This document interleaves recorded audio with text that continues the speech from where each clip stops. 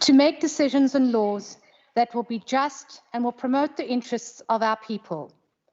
Almagtige God, ons bid dat U gedurende ons vergaderings ons die nodige wysheid sal gee en ons motiewe suiwer sal hou en dat U ons sal help om ons tekortkominge te oorkom en al ons besluite aan U op te dra.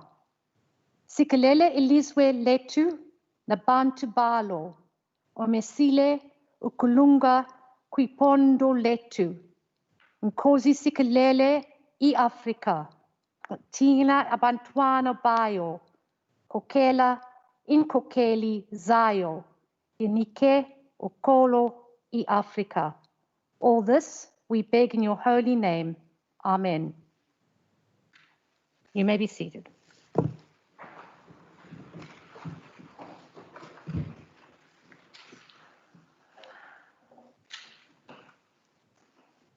Order.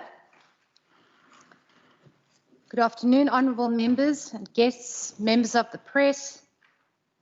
Today we will continue to use a hybrid model for the sitting of the House. We have both our honourable members here in the chamber with the presiding officer, the table staff, as well as the honourable members on Microsoft Teams. I trust that every one of you are connected today and that you are fully operational. Should you find any problems, please contact the ICT staff who will be able to assist you. Honourable members, please may I remind you that you remain on mute when members are speaking and that you remember to switch your microphones off in the House should you not be speaking.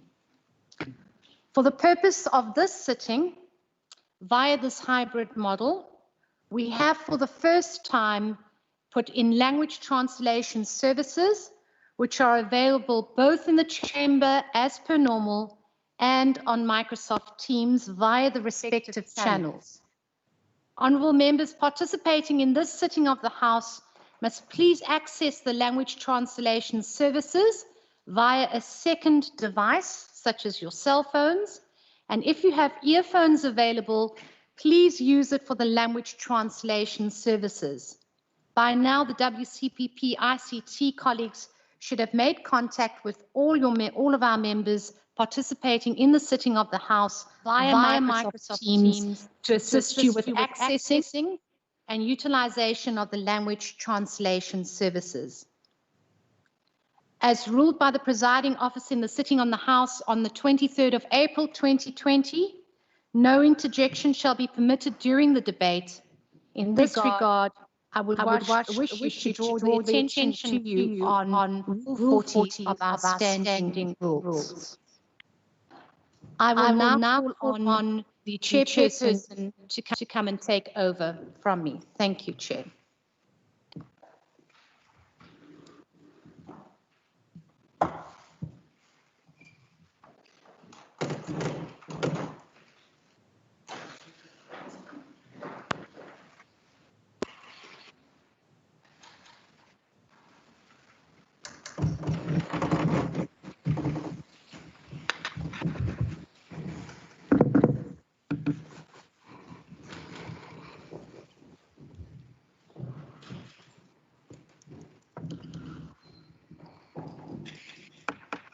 Thank you very much, Deputy Speaker. There is a phone that's close to the mics, so if you members can check that you place your cell phones far away from your mics, I will appreciate it. Thank you very much. I now recognize Deputy Speaker. Oh, Madam Chair. Dana, but my apologies about that.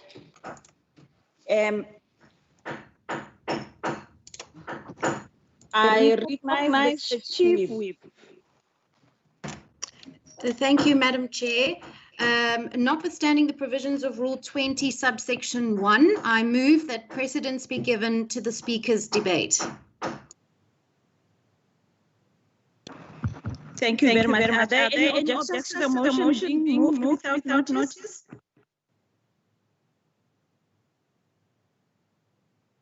No objections agreed to. No objections, but there's a sound. Okay, let's try to find out where does the sound come from. Is he still there? Better now. Thank you. Much Okay. better. Thank you very much. We will now deal with the speaker's debate as printed on the order paper. I recognize the Honorable Deputy Speaker. Yeah.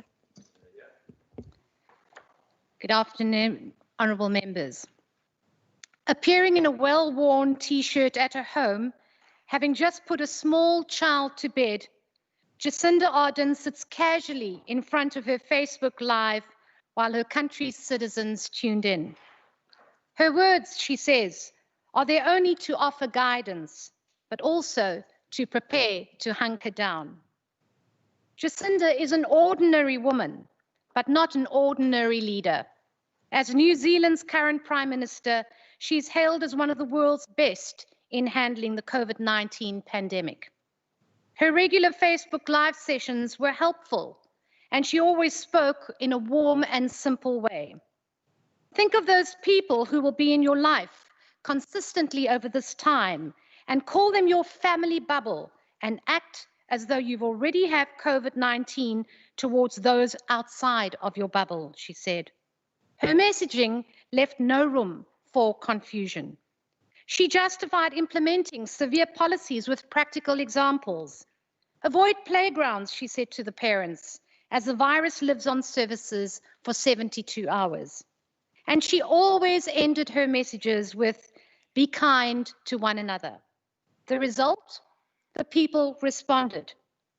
People didn't always understand something she said, but we know that she's got our back, they said. This is a high level of trust and confidence in her because of the people and because of the empathy, people said. It wasn't what she said, Chairperson. It was the way she said it that made such a difference to her people. Germany was one of those first European countries that led the way that handled COVID-19 from their world-class healthcare system to their testing. Angela Merkel, the Chancellor of Germany, stood up very early in the outbreak and calmly told her country that this was a serious bug that would infect up to 70% of the population. It's serious, so take it seriously, she said. She did, so they did too. Trust was their foundation. Across the way, another female leader, Tsaihang, president of Taiwan, took rapid action.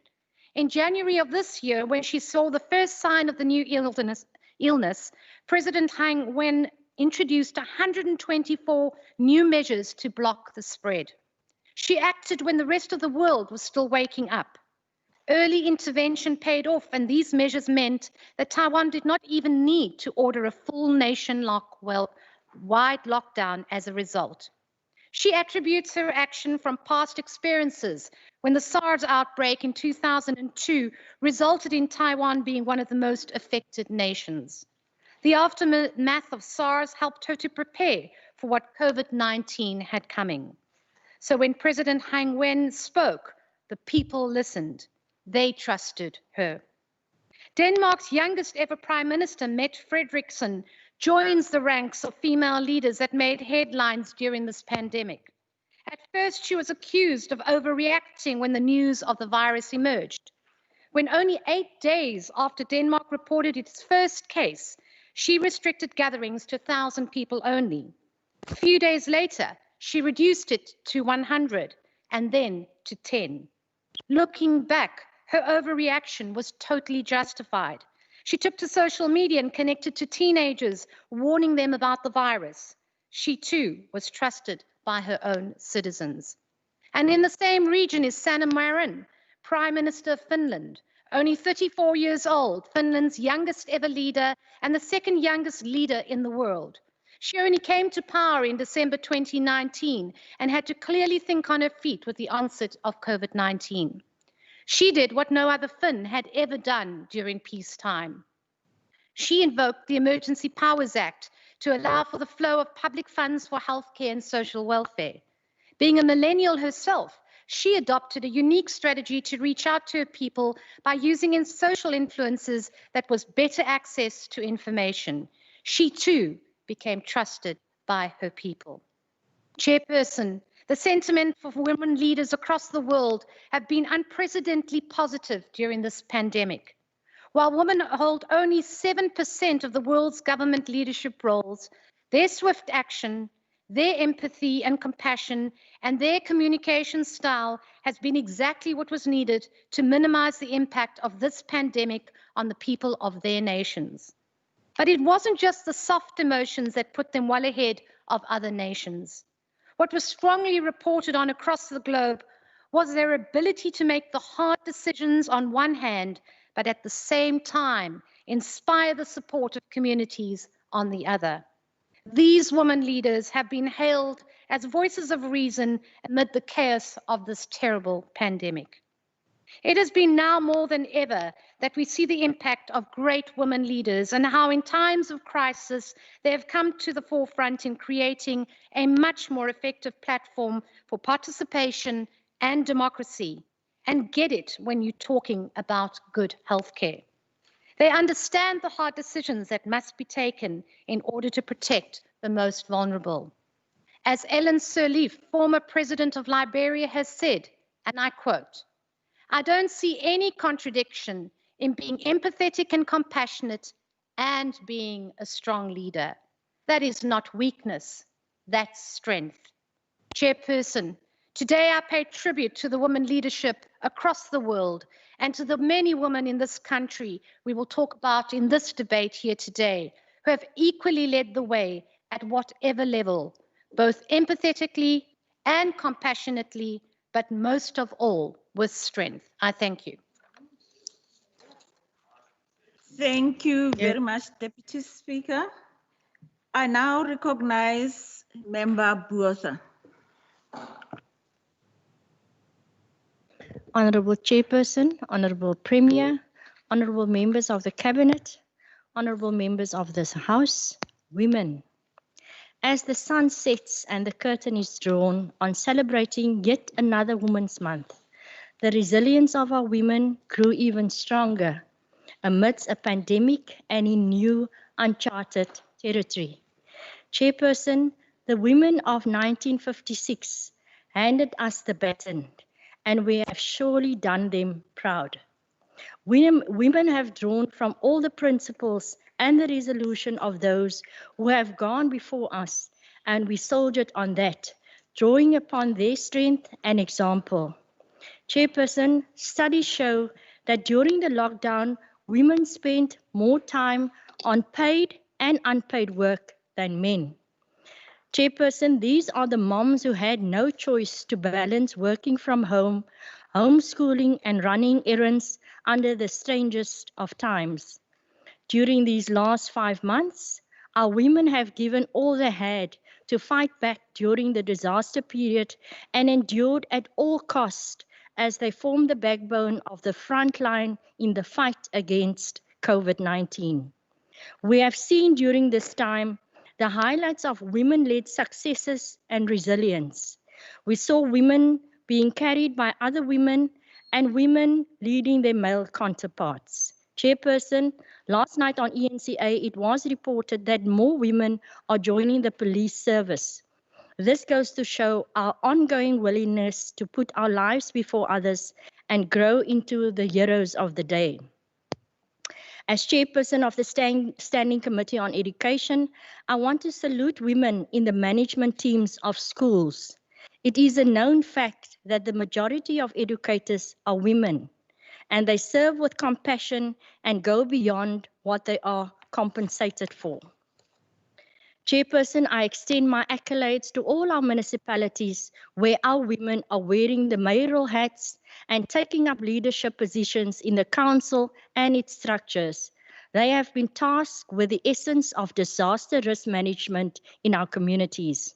I honor the ordinary community servant leader woman who took from her own household to kickstart feeding schemes. Chairperson, these are acts of modern day bravery, but unfortunately, there are some who are still unable to find a seat at this table. According to the Harvard Business Review 2018, Gender equality at work has slowed down since the 1990s. There has been a stop in integrating gender occupations, and attitudes have changed whilst the gender wage gap is decreasing at a slower rate. The ILO Global Wage Report for the 2018-19 year shows that women pay nearly 30% less than men, and South Africa has the highest wage inequality overall. Women are paid, the Chairperson. Cultural expectations of women differ vastly. In South Africa, many women are still subject to the motherhood penalty. Single-headed households are a common occurrence, and with gender-based violence skewed against women, women truly have to find new ways to ground their position in management, which is something we really still take for granted.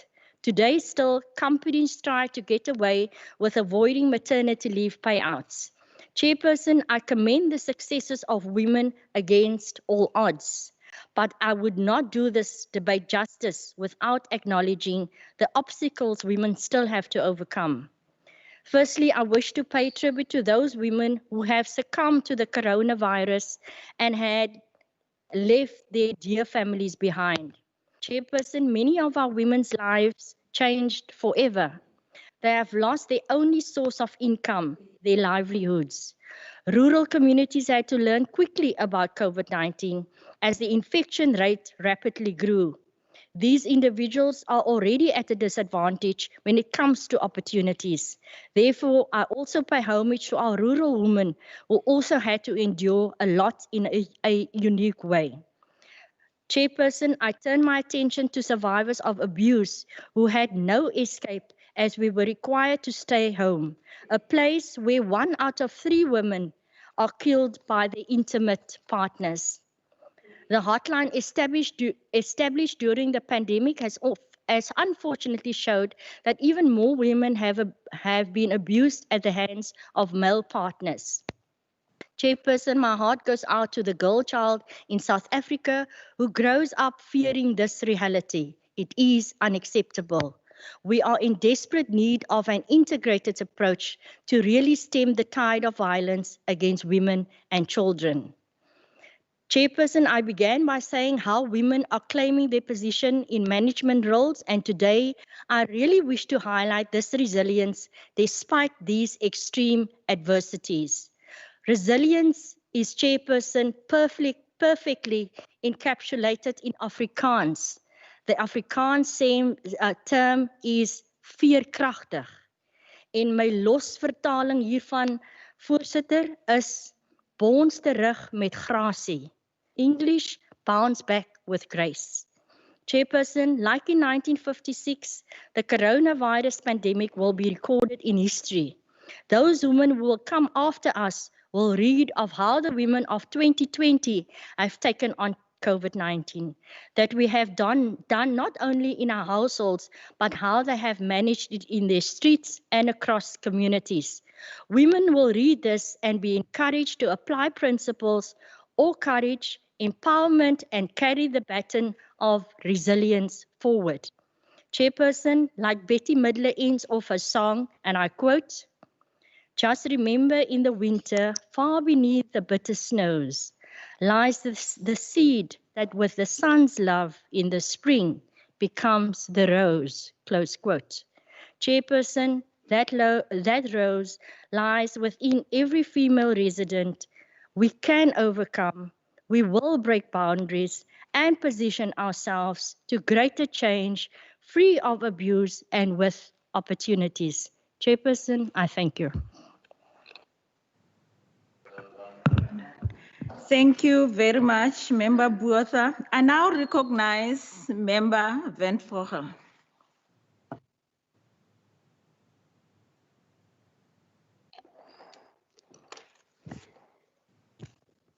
Good afternoon, Chairperson, Premier, Leader of the Opposition, Deputy Speaker, honorable members.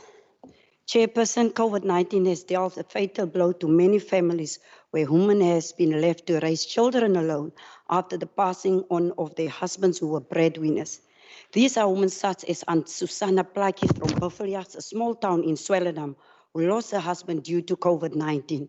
Her husband was the breadwinner, but now she has to provide for the family, and so many other women are facing the same challenge.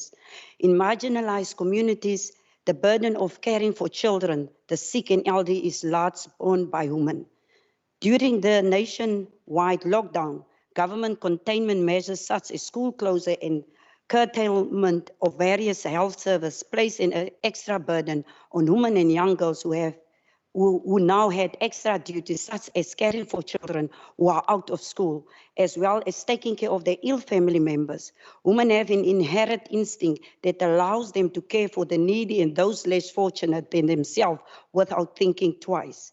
Chairperson, during lockdown, it became apparent that we were dealing with more than just the COVID-19 pandemic, but GBV and femicide as well, which the president called a second pandemic. For far too long, we as women stood on the side while women, girls, children, and even babies are being slaughtered by men. Therefore, our focus in this debate needs to go beyond the COVID-19 infections and mortality rate. It must extend to how COVID-19 has affected families thus far, particularly women and girls. Global statistics show that women are less likely to die from COVID-19 than men. However, this does not ease the extra burden that women had to carry during lockdown. The OECD painted a clear picture of the effects of the pandemic when they said that while global fertility rates are higher for men, the socioeconomic impacts of the crisis are particularly severe for women.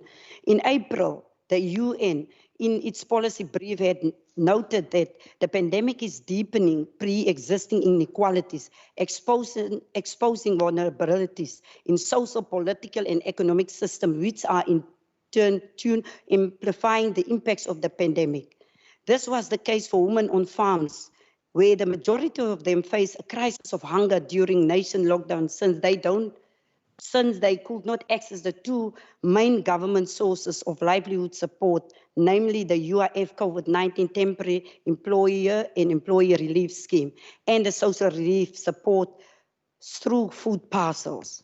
Chairperson, women were also amongst the first to bear the burden of the pandemic, as many women were in the frontline services in the sectors mainly affected by cluster outbreaks.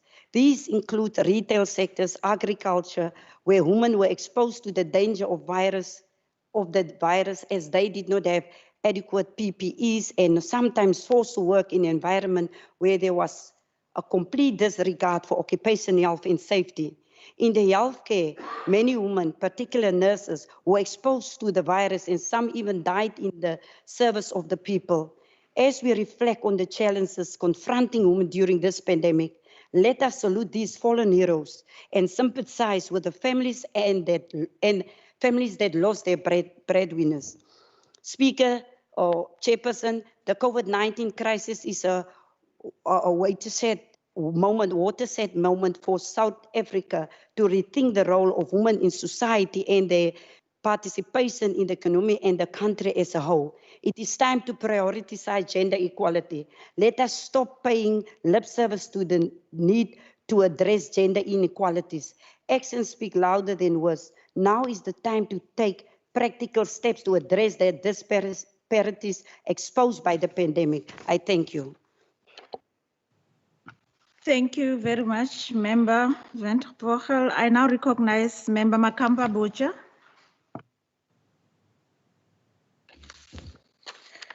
Thank you, Chairperson, and greetings to the House. The COVID-19 pandemic continues to have devastating socioeconomic effects on the lives of many people, and more particularly women who still remain vulnerable in our society. There are three main issues that are impacted negatively on women, namely the economic impact, health and well-being, healthcare system. Economic impact on women includes high rate of job losses and unemployment. Many women are working in informal jobs, generally earning less, saving less, usually holding insecure jobs like domestic work or working in hospitality industry. Majority of females are single parents, usually have less access to social protection.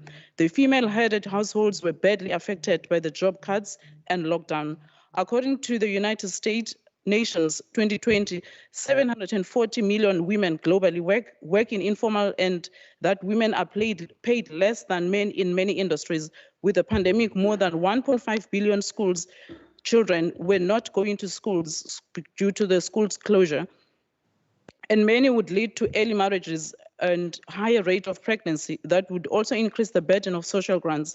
This pandemic has affected the gains that have been made over the years of women progressing in male-dominating workforce. Health and well-being includes expected teen pregnancies due to school closure. This trend was seen during the Ebola outbreak when more than 18,000 girls became pregnant. Some health facilities are closed and with limited access to those that are operating. There are also spikes in sexual, physical, and domestic abuse. Many females have revealed that they were asked for sex by landlords where they could not afford to pay their rent. And in South Africa, there's a huge spike in reported cases of gender-based violence. Before the pandemic, it was also reported that 1 in 3 women will experience violence in their lifetime. I had conversation with 3 female-headed households in Finland. All 5 of them ran away from abusive relationships to build their own shacks. In many instances, it is the male police officers who turn away these vulnerable in reporting their cases. Reduced access to health facilities and exclusion to treatment for females has impacted on their health. Several reproductive health facilities in different countries were deemed not essential, thus putting many lives at risk. Pregnant women is at risk of pregnancy-related complications.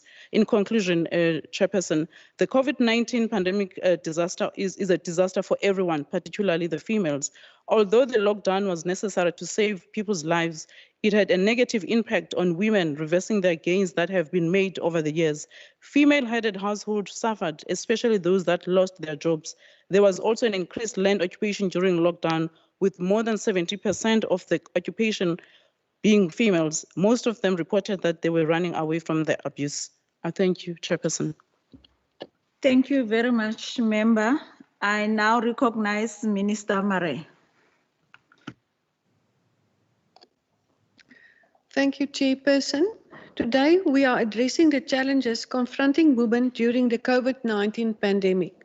However, if we are to adopt an honest and frank approach, the challenges we will hear about are not specific COVID-19, but always existed and were daily experiences long before, and if we are not proactive in our resolve, will be after COVID-19. Cultural life has taken a hit in one way or another, in terms of both social and economic impact. This pandemic has exposed some structural vulnerabilities and inequalities within our provinces and communities. The pandemic has further revealed inequalities facing vulnerable groups, in particular women. Over these past 5 months, Minister Fernandes and our humanitarian response lead, HOD Brent Walters, regularly reported on SASSA's failure to provide social relief funding and feed those in dire need as they are constitutionally mandated to do. We were pained to see the long queues at SASSA offices in adverse weather conditions, and despite persistent engagement within regional and national offices, they failed to deliver when it was most needed. In a bid to sustain their families, mostly gogos were forced to line up outside these closed doors.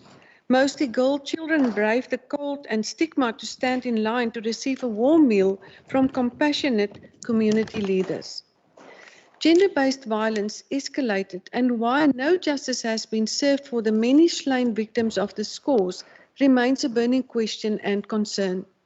The pandemic and subsequent lockdown regulations zoomed in and made even more obvious the unequal lived realities experienced as a woman in South Africa. 64 years after the iconic Women's March to the Union Building and long after society allowed us pants and self-determination.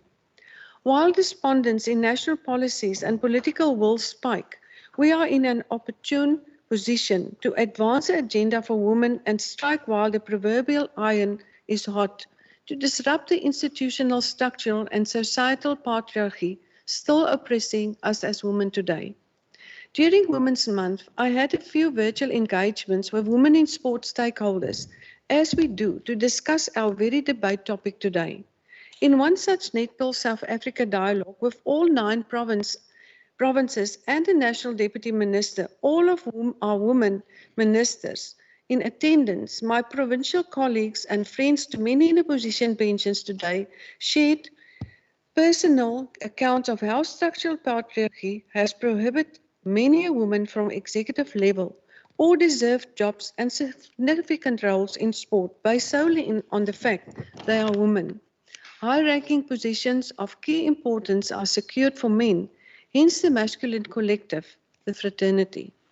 Chairperson, yet and still, despite it all, we are resilient, persistent, and ambitious. In the doom and gloom of it all, like a phoenix, women of this province rose to the challenges and, true to form, initiated mental wellness outreach programs amongst others, one of which was by our Provincial Women in Sport Commission with all federations in the province represented. Chairperson, one of our own, a passionate official, started her own Zoom yoga classes to encourage wellness and open channels of interaction, mainly to inspire motivation, reminding us all of the power, the compassion and the resolve of a woman on a mission. To all the women in power, in a position of authority with even an inkling of influence in the House today, I urge you to join me in advancing the agenda of women, to open the doors we have become accustomed to being shut. There is no time like present, and like Lenny Kravitz said, and the Deputy Speaker noted, and I quote, "It is time to turn it over to the women. Many have had their chance to run the world, and look where we are," unquote. I thank you. Thank you very much, Minister Marais. Good afternoon, members. We will now continue with the speakers' debate. I recognize the Honourable Heron. Thank you, Chairperson. Chairperson, according to the United Nations Women Report of April 2020, many women are trapped at home with their abusers and are at increased risk of other forms of violence as overloaded healthcare systems and disrupted justice services struggle to respond. If we're going to fight gender-based violence and domestic abuse, we need leaders who are angry about the scourge, we need leaders who will take action, and we need leaders who are determined to move beyond constraints to make sure that not one woman more remains in danger. We don't have those leaders in the Western Cape Provincial Government. We have whingers and blamers and women, yes, women, occupying leadership positions, but unwilling to move mountains to protect another woman from a violent life. When we raise questions in this House about the transfer of 6 buildings for GBV shelters from the National Department of Public Works to the province, both the MEC for Social Development and the MEC for Education told us that they are unable to make progress because the mountain to move is a massive bill for renovations to the 6 buildings that the Department of Public Works wants to charge the province. They suggested that the National Minister of Public Works had held a media event and then not followed through on the promise. The facts are that the Minister of Public Works has been imploring this government to make more rapid progress in finalising the transfer of the buildings. It is this government that is stalling, incompetent or uncaring. The massive bill for the renovations is actually only about 100,000 rand per building. And the Department of Public Works has even offered this government a payment plan of 800 to 1,200 rand per month. It is disappointing, Chairperson, that this Parliament was led to believe that women in danger cannot be offered protection because the provincial government cannot afford the renovations bill. It is sad and painful that 2 women leaders in this government chose to try to score political points on the backs and on the lives of women across this province living in danger and looking for help. It is simply not credible that a small monthly cost of 800 to 1,200 rand per month is a barrier to safety for women. Member Heron, thank you very much. I now recognize the Honourable Baku Vos. Thank you, Chairperson. Chairperson, a lot of women challenges in South Africa did not arrive with COVID-19. The NDP correctly notes that despite over a decade into democracy, too many people remain trapped in poverty, and we remain a highly unequal society. Despite significant progress, our country remains divided, which opportunities still shaped by the legacy of apartheid. In particular, young people and women are denied the opportunities to lead the lives that they desire. In a society such as this, it was always certain that women would most likely bear the brunt end of the virus.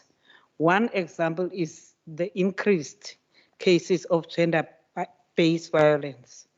Example, in the increased cases of gender-based violence, the nationwide lockdown provided perfect storm for South Africa's GBV crisis. As communities were advised to stay at home, women and young girls were at a heightened risk for child abuse, domestic violence, sexual and other forms of intimate partner violence. Throughout the lockdown period, I have been raising in the House through motion, statement, and in debates the challenge of shortage of shelters for victim empowerment. May I also add the homeless people, particularly women and children, were not spared from COVID-19 impact.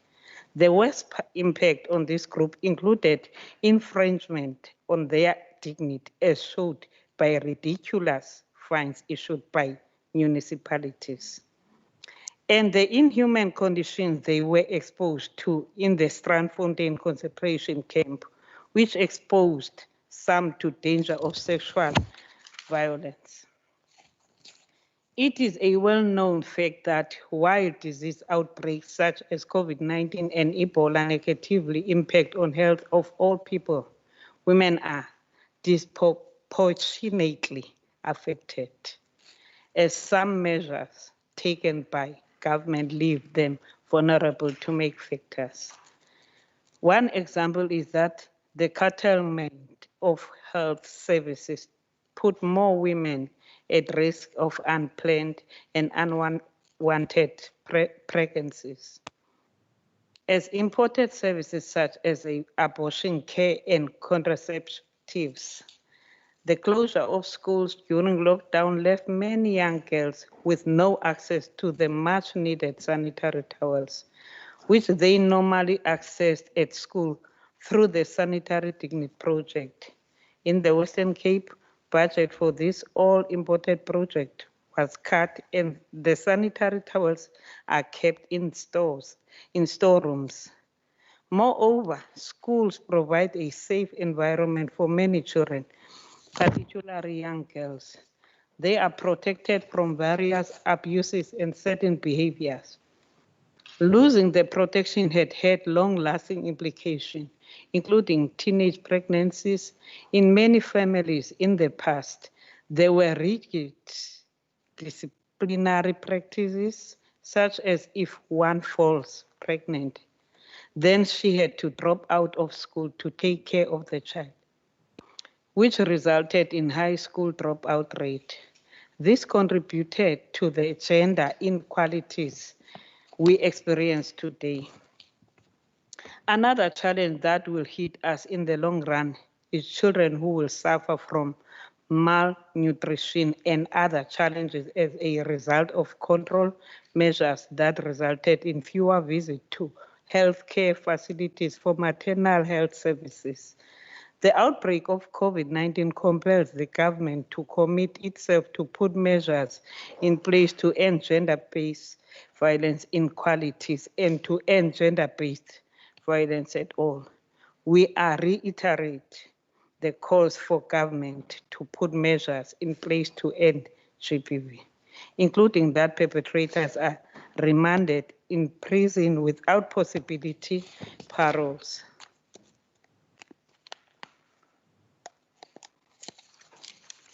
Speaker, the national and provincial government must strengthen its system to track the processing of GBV cases.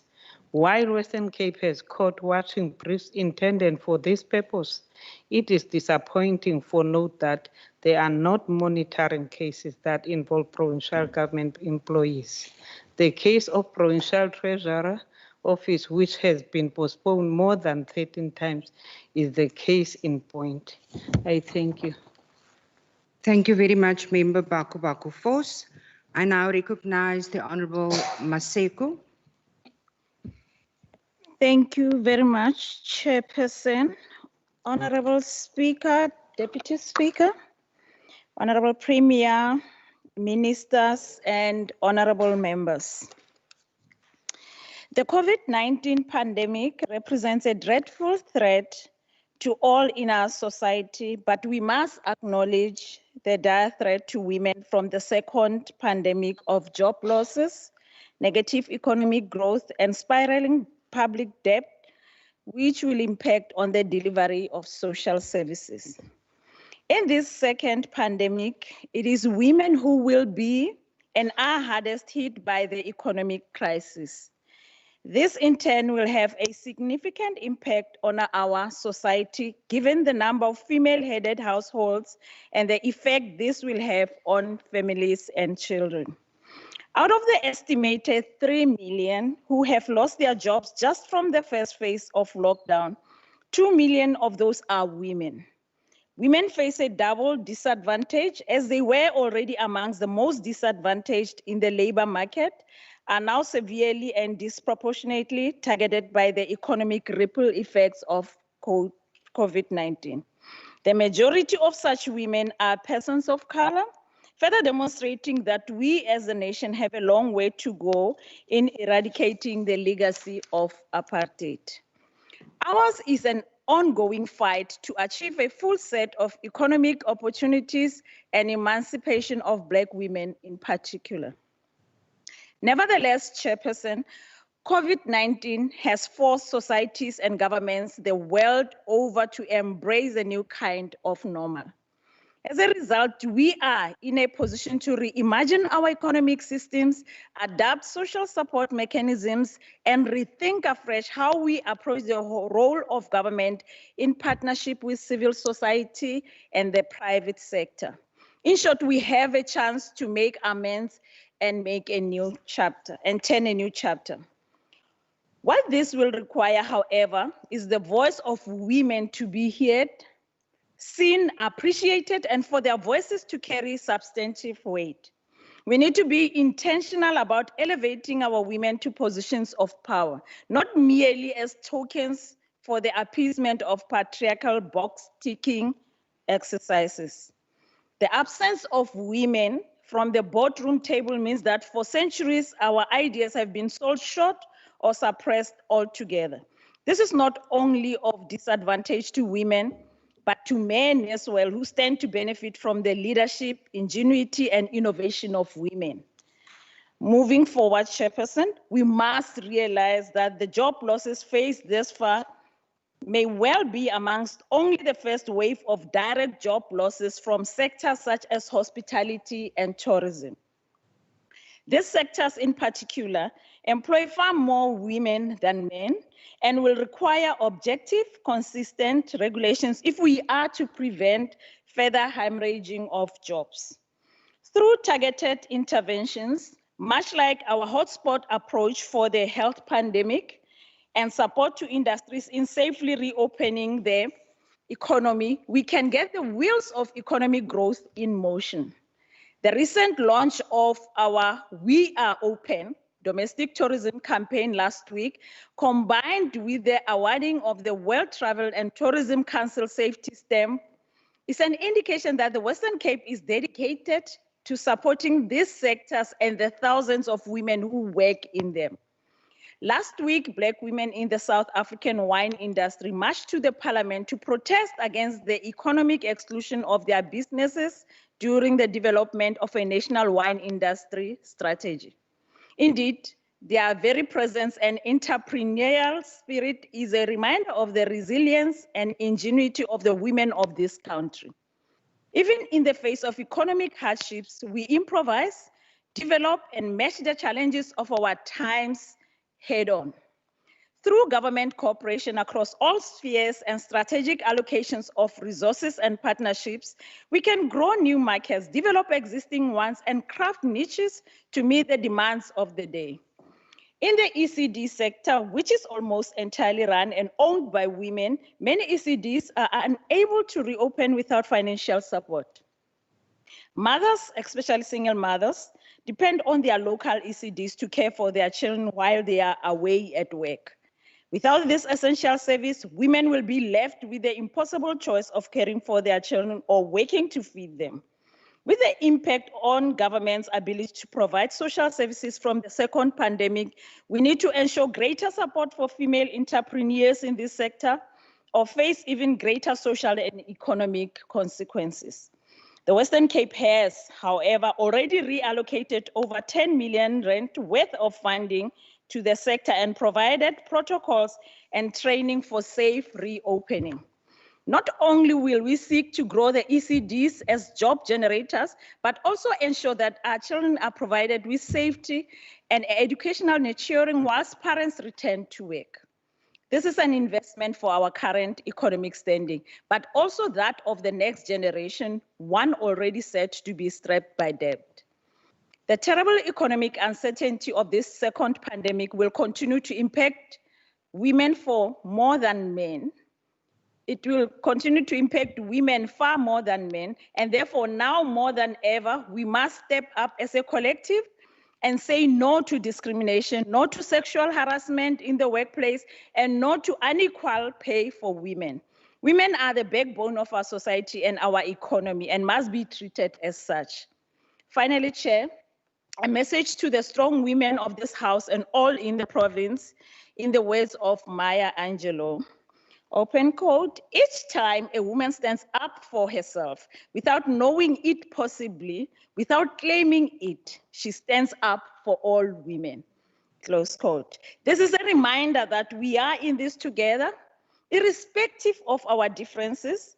Ours is a collective struggle, and each time we achieve a victory, may we celebrate it together, uplift one another, and extend the ladder of success and opportunity to those still at the cold face of our battle for equality and prosperity on all fronts. I thank you, Chair. Thank you very much, Member Maseko. Honourable Christians.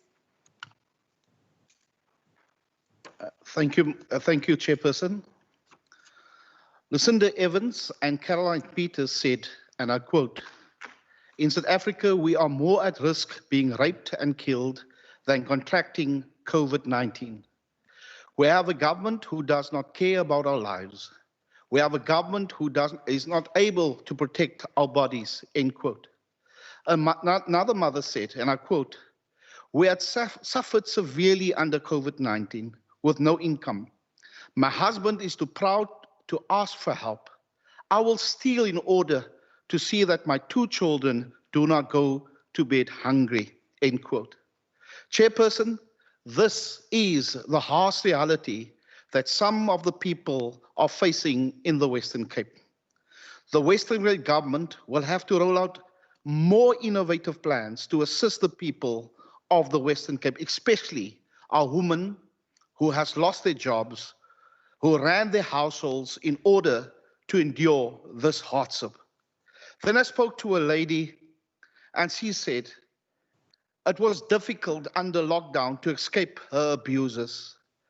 But after, now that she can go out, she sits today with physical and emotional scars. I call on the Premier and the Minister of Community Safety to engage the National Minister of Justice to address the inadequate, I can't come to the word now, but they need to speak to the Minister of Justice to look at our criminal justice system. Our criminal justice system are failing our ladies, and we need to attend to that. Speaker, more must be done to assist our women. And I want to close with the following. And somebody once said, "She overcame everything that was meant to destroy her," close quote. So I salute our women. I thank you.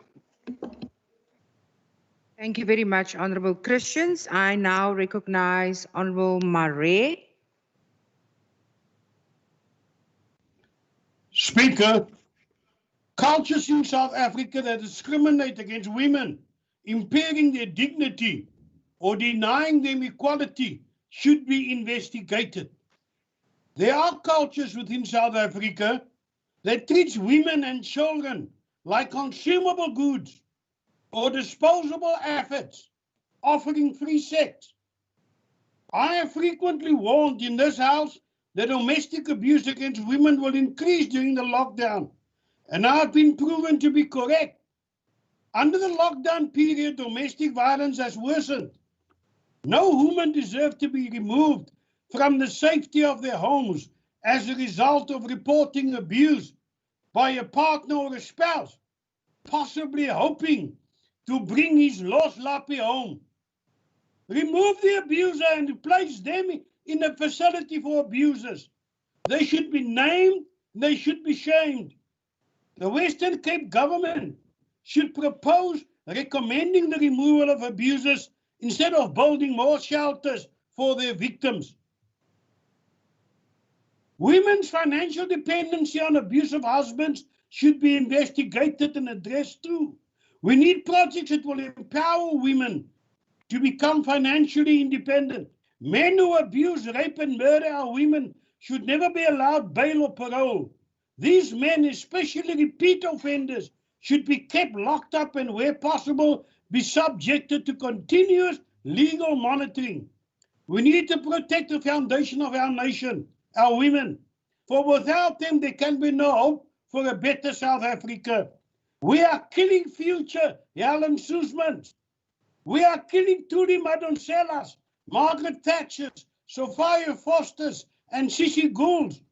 We have become a nation of soft-hearted, liberal sissies, showing compassion towards offenders instead of its victims. In such instances, like the Chief Whip of the DA said, compassion must be seen in such instances as a chronic weakness instead of an admirable strength. I thank you. Thank you, Member. I now recognize Member G. Brenghuis.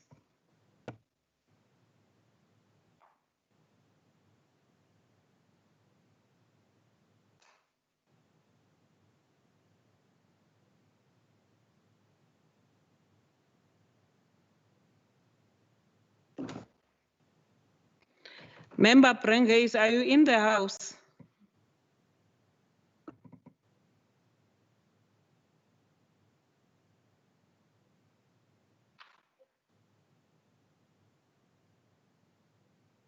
Thank you. We are moving forward.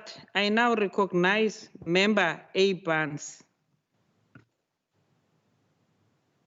Nkosi mhlali ngaphambili ndiyazibulisela kuwe Premier nakwiqembu lelapha phakathi endlini namhlanje. Mhlali ngaphambili, as its 54th National Conference, the ANC noted that colonial oppression, discrimination and violence, including violence associated with systematic social and economic exclusion, is what we have inherited. And we need to build a new society that is peaceful, equal and just, as envisioned in the NDP and the UN's Agenda of 2030 and Africa's Agenda of 2063. The ANC further stated that inequalities at the social and economic levels over the centuries needs to be addressed if we are to reduce social ills in our society. Central to the ANC's agenda to address these inequalities is the desire and commitment to increase the level of women empowerment. Significant progress has been made in the public sector, even though more work still needs to be done, especially in the provinces like the Western Cape, where senior managed posts are dominated by white males. The private remains the biggest challenge. In the post-COVID-19 society, the government must take radical decisions to accelerate women empowerment, to bring about transformation. Over and above, government must continue struggle against misogyny and patriarchal beliefs and tendencies that continue to oppress women. The World Economic Forum agrees with this call, as it is stated in May, that given that the COVID-19 crisis affects men and women in different ways, measures to resolve it must take gender into account. It continued to say that for the women and girls' vulnerabilities in the home, on the front lines of healthcare and in labor market must be addressed. Slano, I want to give an account of women or vulnerabilities in labor market. We are already experiencing the detrimental effect of COVID-19 in the economy, which has disrupted many markets and supply chains, causing businesses to close or downsize its labor force. Millions of workers have lost their jobs and livelihoods. There is resounding evidence to show that will be disproportionately affected by the economic effects of COVID-19. The capacity of women to absorb economic shocks is less than of the men. This is because women earn less than men and many employed in the informal sector. When the provincial government failed to set aside funding to preserve the livelihoods of informal traders, it contributed to women's suffering. Many artists, which includes women, lost their livelihoods during the nationwide lockdown. When the entertainment industry came to complete shutdown, this included the nightclubs, concerts, and festivals where artists usually performed for an income. To this day, I know of many women, especially in the rural areas, who are still crying that they never received any form of support from the government. COVID-19 crisis has exposed and exacerbated in the inequalities gap between the men and women, and the threatens to roll back the gains already made in the participation of women in labor force. Industries like tourism, hospitality, retail, and agriculture, which have threatened retrenchments, have an overrepresentation of women in the labor force. The COVID-19 crisis is sending a clear message to government that there is an urgent need for the development and implementation of effective policy measures to accelerate gender equality. Now is the time to address the disparities exposed by this pandemic. The ANC, in its Reconstruction, Growth and Transformation, Building a New Inclusive Economy discussions document, has proposed a drastic measure to promote the participation of Black women and youth in all economic levels, thus resulting in transformed patterns of asset ownership and income distribution in our society. Such is a step in the right direction to make gender equality a top priority for government. In the DA, however, such is not the case, as stated by the DA's caucus leader in the Gauteng, John Moody, in his resignation, that he was leaving because the party's lack of principle in failing to appropriately deal with the redress in this most unequal society. One example is the removal of a PR councillor, Liesl Pinar, replaced by a male candidate. Same is happening in the constituency offices. They combine the offices of Rensburg and Prince Albert and retrench Anna Mans and kept a young man. To seal all of this, an old wild man moved from the Eastern Cape for employment in the Western Cape. Have we forgotten it's a crime to move from the Eastern Cape to seek for opportunities in the Western province? Or does this only apply to a certain race? For once, let's agree that women are disadvantaged and we will do something about it as a collective. I thank you, Mhlalinga Phambili. Thank you, Member Barnes. Let's move to Member Finland. I now recognize you, Member. Thank you, Chairperson. Chairperson, I wish to begin in tribute to the healthcare frontline workers who lost the fight against COVID-19. We are immensely grateful to these heroes for their courage, their passion, and the ultimate sacrifices made so that we can be here today in health. We salute their resilience, admire their grace, and aspire to their compassion as they serve the people of this province. No task is too great for these heroes, most of whom are women. Chair, according to the World Health Organization, the majority of health workers are women, including those at care facilities, at an astounding 70%, almost 100 million globally. Female health workers are the unofficial drivers of the global health system, and the majority of health frontline workers amidst the COVID-19 pandemic are indeed female. Chairperson, the pandemic also shed light on paid care and unpaid care workers, as well as those less remunerated and not employed by the state. For instance, where men work just under 1.5 hours of unpaid care, women take on well over 4 hours. This was amplified by school and ECD closures and other care facilities for children. The challenge women health professionals face is not just in the immense strain of saving lives, but in playing the caring role, both at home and at work. After spending long hours working at hospitals or clinics, many women return home to then care for their children and families. This double burden on women is further strained through other factors. For one, single-parent household often mean the mothers bear the brunt of childcare responsibility. She's responsible for not just for the life of a patient at the hospital, but also the future of the next generation. Where the husband and father is part of the family unit, he too often does not share in the duties of care at home. And the long-standing tradition of the mother taking full responsibility for domestic responsibilities and child rearing leaves the female health worker exhausted. Added to this is the gender pay gap in the healthcare industry. On average, women earn 28% less than their male counterparts in the health profession. As if this wasn't enough, the gender bias in the industry and society at large adds to the already heavy psychological toll women face. Although we are seeing a growing participation of women in senior healthcare positions, there is a very long way to go. Our patients and our healthcare system stand to benefit from the skills, the talent, and the perspectives that we can bring. But we will need a global commitment to industry transformation in order to see this through. This begins at home and how we teach our children.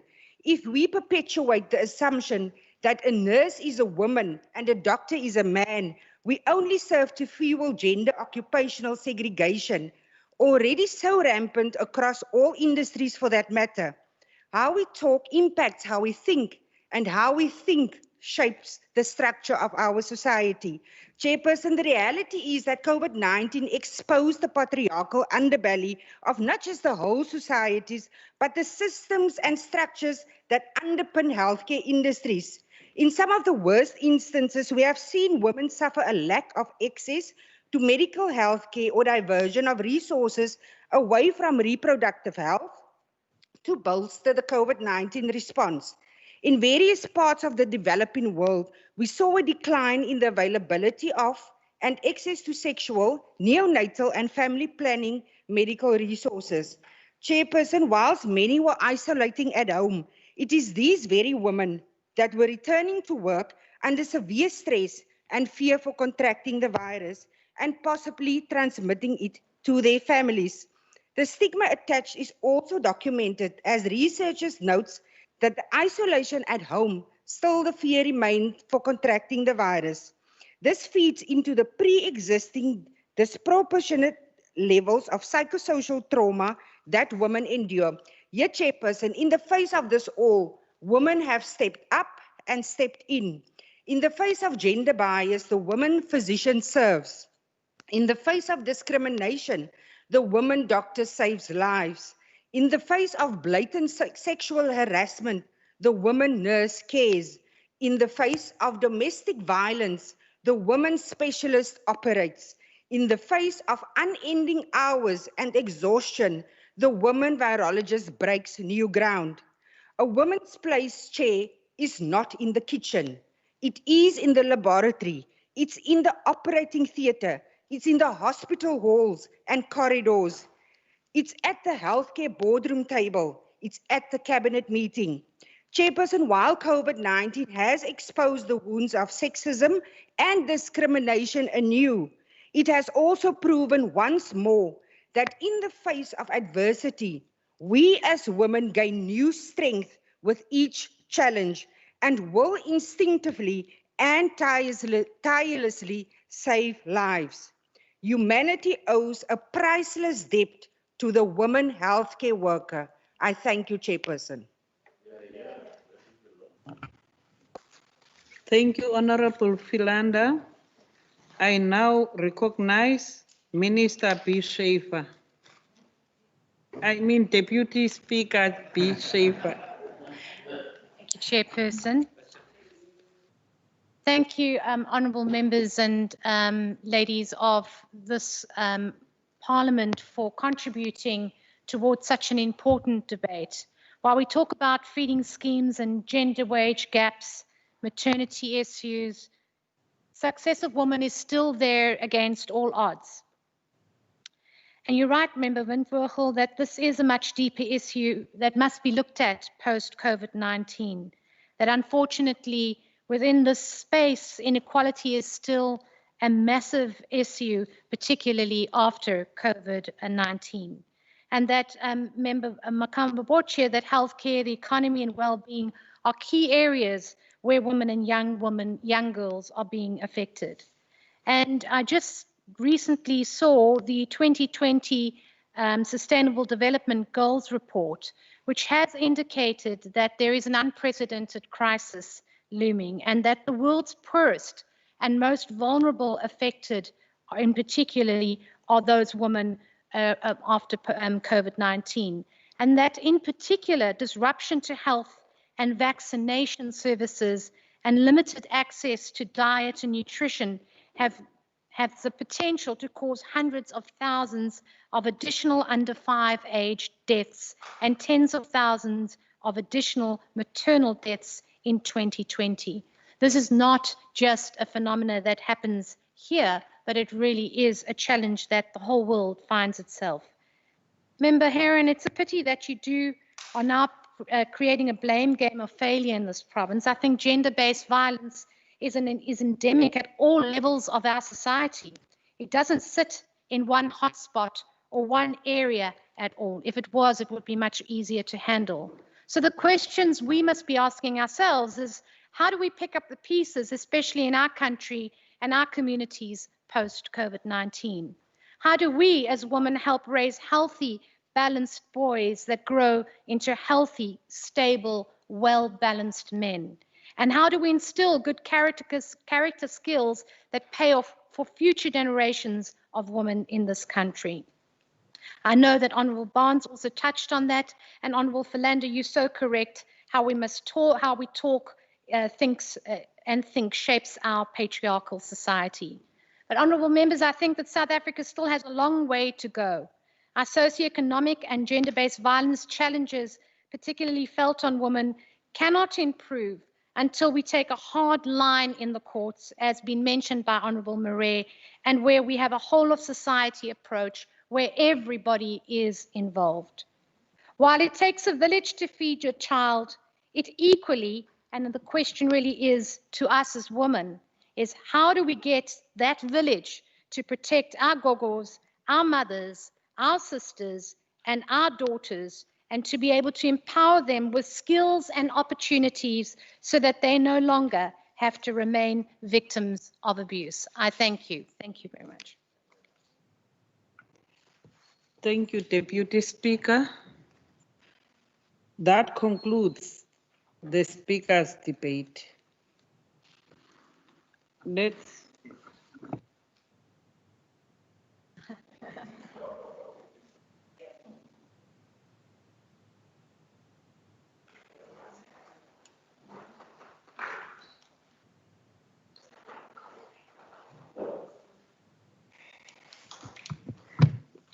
Thank you, honorable members, honorable Premier, Deputy Speaker. The debate went very much well. Now we're moving to interpellations, and the interpellation is by Honorable Allen to the Minister, Honorable Minister Fritz. Where is the correct one? Give me the correct one. You see, the table staff wants to give me the correct one. Thank you very much. Thank you. Thank you, honorable members. The interpellation is by Honorable Tsaihang to Honorable Minister Simars. I now recognize Honorable Simars, the Speaker. Minister. Speaker. Yeah, Honorable Makamba Bokia, you may come through, but I just received your email. Okay. No, I was. Is it in that regard? Yes, Speaker, it is. All right. Thank you. Let me just address the House. Honorable members, Honorable Tsaihang is not here. And in terms of the rules, with the adequate notice to the executive, to the presiding officer, the opportunity will be granted to Honorable Makamba Boja to take over from Honorable Tsaihang in this regard.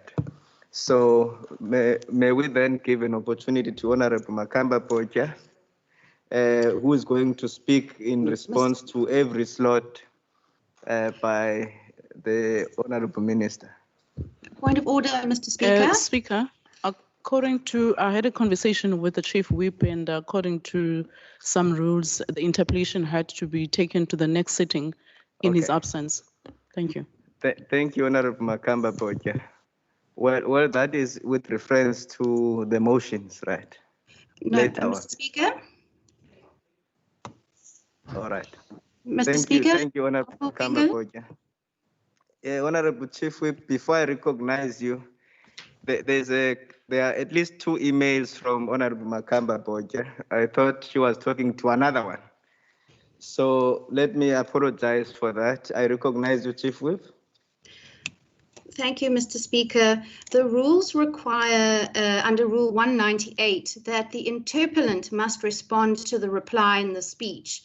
So I don't know if the rules would permit for a speaker to be interchanged with another person that is not the interpellant. And therefore, on that interpretation of the rules, the EFF had requested that this interpellation in fact be withdrawn, and it will then be resubmitted in a subsequent sitting. Thank you, Honorable Chief Whip. You are correct. Now we have no interpellations. Thank you very much, honorable members. We have no interpellations, and therefore we move to questions. There are a number of questions that, in fact, question number 4 and question number 7 will stand over, but question number 6 has been withdrawn. Now the first question, and I see the Honorable Premier is looking at me. Yes, it is to you, Honorable Premier. By Honorable Mackenzie, now I recognize the Honorable Premier. Thank you very much, Speaker, and thank you very much to the Honourable Member for the question. Part A, with due consideration to departmental operational requirements, employees that were able to render a service remotely were encouraged to do so. As at the 28th of August 2020, which is the latest available data for which this information is available, 10.2% of the total Western Cape government employee population was working remotely. The percentage of total employees coming to the office on a full-time basis at present is 83%. The trend through the various lockdown levels for employees coming to the office on a full-time basis is as follows. Lockdown level 5, only essential service employees were required to come into the office on a full-time basis. Lockdown level 4, 38% of employees came into the office on a full-time basis. Lockdown level 3, 86% of employees came to the office on a full-time basis. And then lockdown level 2, 83% of employees came to the office on a full-time basis. Now, I must just, probably someone will raise a question immediately, why on level 3, 86%, and then level 2, 83%? I must say I asked exactly the same question, but if you will remember that at one stage, we actually had a further closure in our schools, where 1 week specifically was taken in the Western Cape but it also then created an anomaly between those two numbers. So that explains those two differences. But of course, our schools are now back in full swing. Then B, guided by the Western Cape government's alternative work arrangements and consequent representative departmental work arrangements policies, employees were entered into remote work arrangements. Individual outputs and the overall outcome are measured according to the individual performance agreements, business plans, and ultimately the departmental annual performance plan.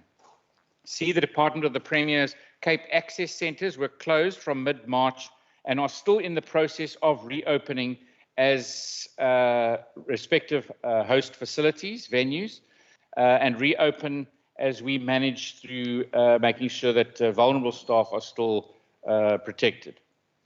The Honourable Member is advised to also refer to this question to the service delivery departments, as they may have communicated directly with their clients or residents in respect of the work from home policy.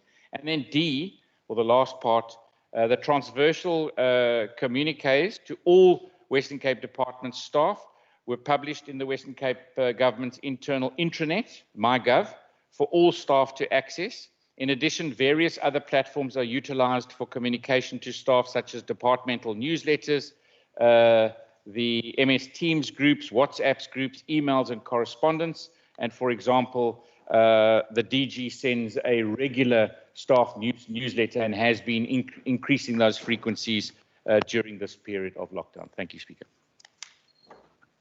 Thank you, Honourable Premier. Honourable Mackenzie.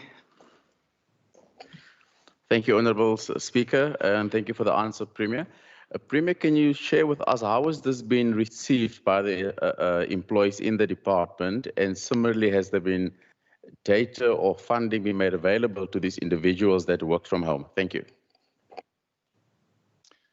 Thank you very much for the follow-up. If you remember, in the adjustments budget, in certain departments, and of course departments are different, but in certain departments we had to make data available. So data was purchased and put onto dongles. I don't have that data, but that exact number, but it was in the adjustments budget that we dealt with here. That's one example. But of course, the departments are different. So the Department of Education would have been very different to the Department of Health. The Department of Health, they were on duty from day one. And of course, in the administrative departments, what we really tried to do is also move officials that were able to perhaps go and help in other spheres. So, for example, I know at the Hospital of Hope, within the health department, we had volunteers moving in from the prosthetics department because they weren't really having much work, and so they moved in to help in the Hospital of Hope. Or, for example, people in the Premier's department who deal with events, events were stopped, so they helped in the call centres, for example. Thank you, Honourable Premier. I recognize Honourable Heron. Thank you, Speaker. Speaker, it sounds as if the whole process has been successful in terms of how it's been implemented. And we know that certainly in the city of Cape Town, we have a severe traffic congestion problem and a public transport system that is under strain. And I'm wondering if the lessons learned from this period cannot be extended, as was discussed between the Western Cape Provincial Government and the City of Cape Town about 3 years ago, as a travel demand management strategy where staff can work remotely in order to assist in alleviating traffic congestion, and also for government to lead the way and to lead by example. So if the provincial government and the City of Cape Town will allow its staff to work remotely, we can then move on to large employers and encourage them to do the same thing. So I'm wondering if the Premier sees this as an opportunity and whether there are any plans or whether there could be any plans to extend this. Thank you. Thank you, Honourable Heron. Honourable Premier. Thank you, Speaker, and thank you to the Honourable Member for the question. Definitely do. I know that I've even asked the DG within the Premier's department to say, how can we play a leading role? Let's find what kind of percentage of people in the department could continue to work from home. In other words, if you're a front desk service provider in one of our entrance areas, then it's probably not so easy to work from home. But if you're in a management role, that you could work from home.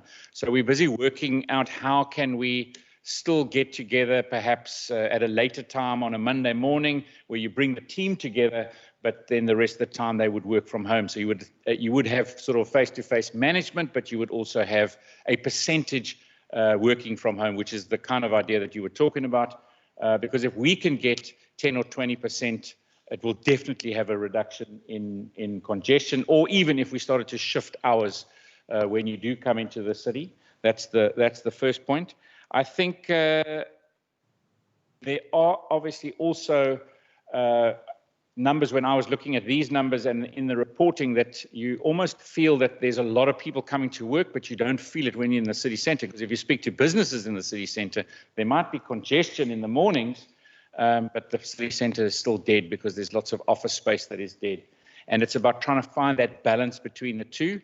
But I definitely think there are opportunities for government to play a leading role. And then I think the next stage are the banks and the big employers that are in the city, who I think are also already leading in some of these areas where I know when they built the First National Bank tower, they only built 75% of the desks for 100% of the staff. So they already started with those processes. But I've no doubt that COVID-19 has helped us take a massive leap forward, and we've just got to make sure we don't slip back. So I think it is a huge opportunity to make sure that we build this into how we operate going into the future. Thank you, Honourable Premier. Honourable members, I recognize Honourable Mackenzie. Thank you, Honourable Speaker, and Honourable Member Heron took one of my questions. Premier, just to follow up on that question, because I think it's a very important question for all of us. And my opinion has been that I have seen almost an increase of productivity in some people working from home. And that is my experience from administrators getting people reply to email, some late at night on weekends, that they previously have not done so. And I have seen in my experience there's been an increase in productivity. And given Member Heron's question and what you've said earlier, is that looking at from the Department of the Premier, almost as, and I don't make it sound compulsory, but the sort of a percentage of the numbers you use with 86% and 83%, that we should look at 15 or 20% of staff, administrators, so must start working from home. Is that the sort of the kind of things that we're looking at going to the future? Thank you. Thank you, Speaker, and thank you to the Honourable Member. As I said, so far it's 10.2% that are working from home at the moment. And I agree with you. How do we get it to a greater percentage, number one? But number two, what we also have to get is a change in mindset of how we do things. Because we've got to move from hours in the day to tasks. So to get this right, you can't say, well, you've got to work from 8 until 4 or whatever those hours are, because there's no one to manage that. And so then it's about tasks. It's about, as long as you do the following things and they are completed, well, when you do them and how you do them, as long as the taxpayer and the citizen is getting value for that specific job and that specific salary. So, I mean, that's what we've got to grapple with now. But I agree with you that we need to set some benchmarks. And again, every department is going to be different. More administrative departments, it might be easier, but of course the bigger frontline service departments, it's much more difficult. But I agree. And then perhaps my last point on this is that I was immensely proud of the response of the administration during the peak in COVID-19. We were having strategy sessions on Sundays. We were having 3 cabinet meetings a week. Between that, the other meetings were happening. You would be sending emails at 11 o'clock at night, and government officials were replying to the emails. And you'd almost say to a message, say, get some rest now. I mean, come on. And at 11 o'clock on a Sunday night, the strategy sessions have gone on, and you sit there and you look at who's on the team meeting and you think, wow, this is just amazing. And I really do. I felt proud, and I really thank the people in this province, the staff, the people that work for this provincial government and the services that they were giving through this period to the citizens. But we also have to bring in a sort of, and I heard it's kind of the debate on the radio at the moment. People are asking these questions, is when do you turn off? And when do you expect? I mean, now people send you an email and then you get a WhatsApp to say, I've sent you an email and you haven't answered me yet. I mean, and this is 7 or 8 o'clock at night, and you think to yourself, well, I wonder at what stage a politician may be a bit different, but a government official kind of has also got to get to a space where we don't want burnout, but we also want to learn the lessons of COVID-19 to say, how do we take the energy to a new level, utilizing all of these learnings so we deliver better for the citizen of the province. Thank you, Honorable Premier. I don't see more hands, I guess. Or if I solicited a hand, Honorable Bartman, will you please ask Honorable Philander to switch off that mic so that we are safe here? Thank you. Thank you, Speaker. I just wanted to know, given that stage 4 load shedding commenced yesterday and continue today, some of the members here today, actually, because we actually physically, digitally cannot log into the provincial parliament sitting at home because there's load shedding in our area at the moment. How has that impacted on the work from a home policy of government, especially today when we are going into a setting where some municipalities are in stage 4, while the city of Cape Town is in stage 3 due to our extra capacity? Thank you. Thank you, Honorable Brightman. Honorable Premier. Thank you, Speaker, and the Honourable Bartman for the question. It is a big problem. I know that today I had the weekly Digicon or press conference, and we had to delay it by half an hour because a lot of the journalists weren't able to log on. I know that when the load shedding goes on where I stay, the cell phone towers just aren't able to maintain the connectivity, and then of course any of that connectivity just drops off. So obviously that has a huge negative effect on this new normal that we're speaking about. And it's all very well saying 10% of the workforce are working from home, but if they're not going to be effective because of the load shedding, then it is absolutely counterproductive.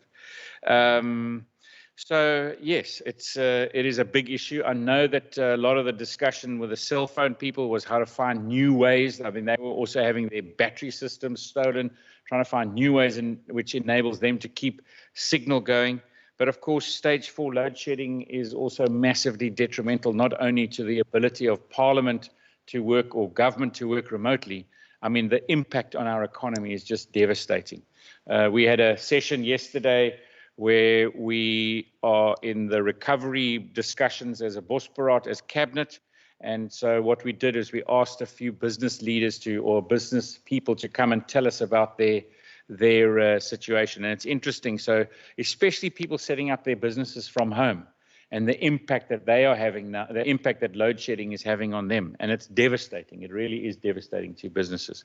I'm sorry that the work that has been done over the last few years to mitigate load shedding risks in the city, where we can probably drop one whole load shedding level, as you've said, from 4 to 3 in the city is not, we're not able to do it across the province or even have now sufficient to do it across the country. Now it is really more urgent than ever before to allow our municipalities to put in those 10 megawatt plants to actually enable in a way greater way private businesses and households to also put on solar systems so that we can build or mitigate this risk, which is probably one of the biggest negatives on getting any business confidence post COVID-19, and this really is exacerbating it as we get to load schedules 4 and potentials even going worse than that over the next couple of days, of course. And also you hear from Eskom the next couple of years. How do you build business confidence when those kind of messages are coming up? Thank you, Honorable Premier. Honorable members, that concludes question number 1 to the Honorable Premier. The next question is Honorable Brenkes asking the question to the Minister of Education. I recognize the Minister, Minister Schaefer. Thank you, Speaker. And to Honourable Brinkes, the answer to part 1A is we have received 14 applications for liquor consumption or sales that were approved by the head of department. Part B, the head of department in terms of section 45B11 of the Western Cape Provincial School Education Act has issued the Western Cape Education Department guidelines for the consumption or sale of alcoholic liquor on school premises or at a school activity. These guidelines are designed to provide procedures to be followed by the governing body or principal of a public school when applying to the head of department for authorization to permit the consumption or sale of alcoholic liquor on school premises. They also make provision for ensuring that no learners are present when alcoholic liquor is consumed or sold, and ensure that there are safety measures in place during the consumption or sale of alcoholic liquor. The application requires the governing body or principal to provide sufficient particulars to enable the head of department to make an informed decision, to specify the estimated dates and types of staff and school functions or other activities, to indicate arrangements that are in place or will be made to ensure safety at the school function or other activity, and to indicate if learners will be present at the activity and measures planned to be taken to avoid exposing the learners to the consumption or sale of alcohol. In considering whether to grant the authorization, the head of department must have due regard to the following: the policies of the Western Cape government regarding alcohol harms reduction, the religious ethos of the school and the community, the motivation for the application, whether the authorization will be beneficial to the school, safety measures adopted by the school, and any other factors which the head of department may deem relevant in reaching an appropriate decision.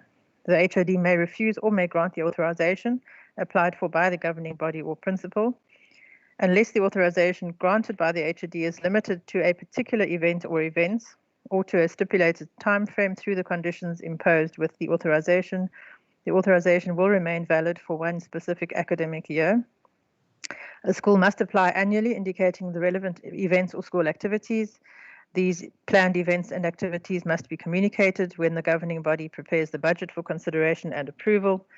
If a governing body or a principal is granted the authorization, the governing body or principal may not compel any school staff member to participate in the function if the latter is unwilling due to religious, cultural, or other reasons. The governing body or principal must ensure that the consumption or sale of alcoholic liquor on school premises or at a school activity is managed and monitored, and that they familiarize themselves with the contents of the Western Cape Liquor Act and any other applicable legislation, regulations, or bylaws relating to the consumption or sale of alcoholic liquor. A governing body or principal must ensure that the proceeds derived from a school activity are reflected in the financial statements of the school. The proceeds generated from the consumption or sale of alcoholic liquor must be used only for educational purposes. Question 2, the WCD has had complaints regarding illegal shebeens near schools, and school principals are advised to contact the relevant law enforcement authorities, as this does not fall under our control. We do not keep records of the action taken against these shebeens, as we are not privy to this information. Thank you. Thank you, Honourable Minister. Honourable Brinkes, do you have a follow-up?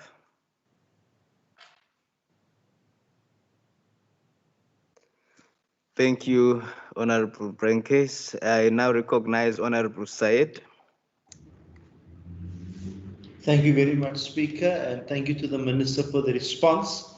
Mine is a follow-up to the second part, firstly. With regards to those schools that were built near shebeens that were already existing, such as what we have seen, for example, in the Mitchells Plain area, Tafelsig to be specific, how will this matter be dealt with?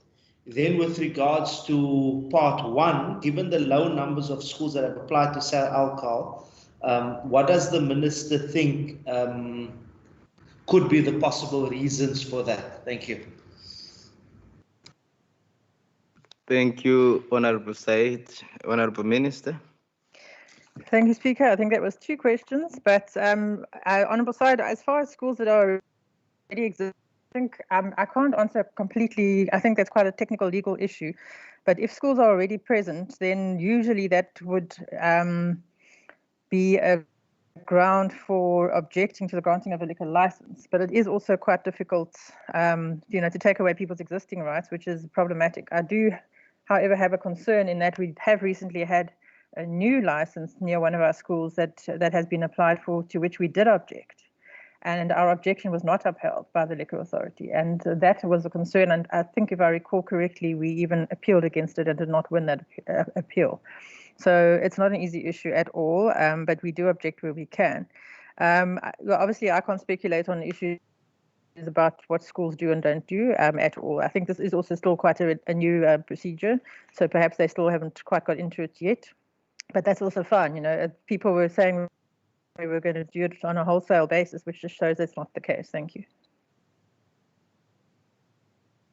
Thank you, Honourable Minister. Honourable members, I recognize Honourable Porter. Thank you very much, Speaker. I just want to ask the Minister, in regard to learners, what is the Wced doing to help address the problem of alcohol use amongst our learners? Thank you, Honourable Porter. Honourable Minister. Thank you, Speaker and Honourable Porter. We have an ongoing programs to try and curb all kinds of substance abuse amongst learners. We have referral mechanisms at our schools. We have our Safe Schools call centre. We do also have psychosocial support available. We have Safe Schools holiday programs very often also to ensure that learners are not left unsupervised.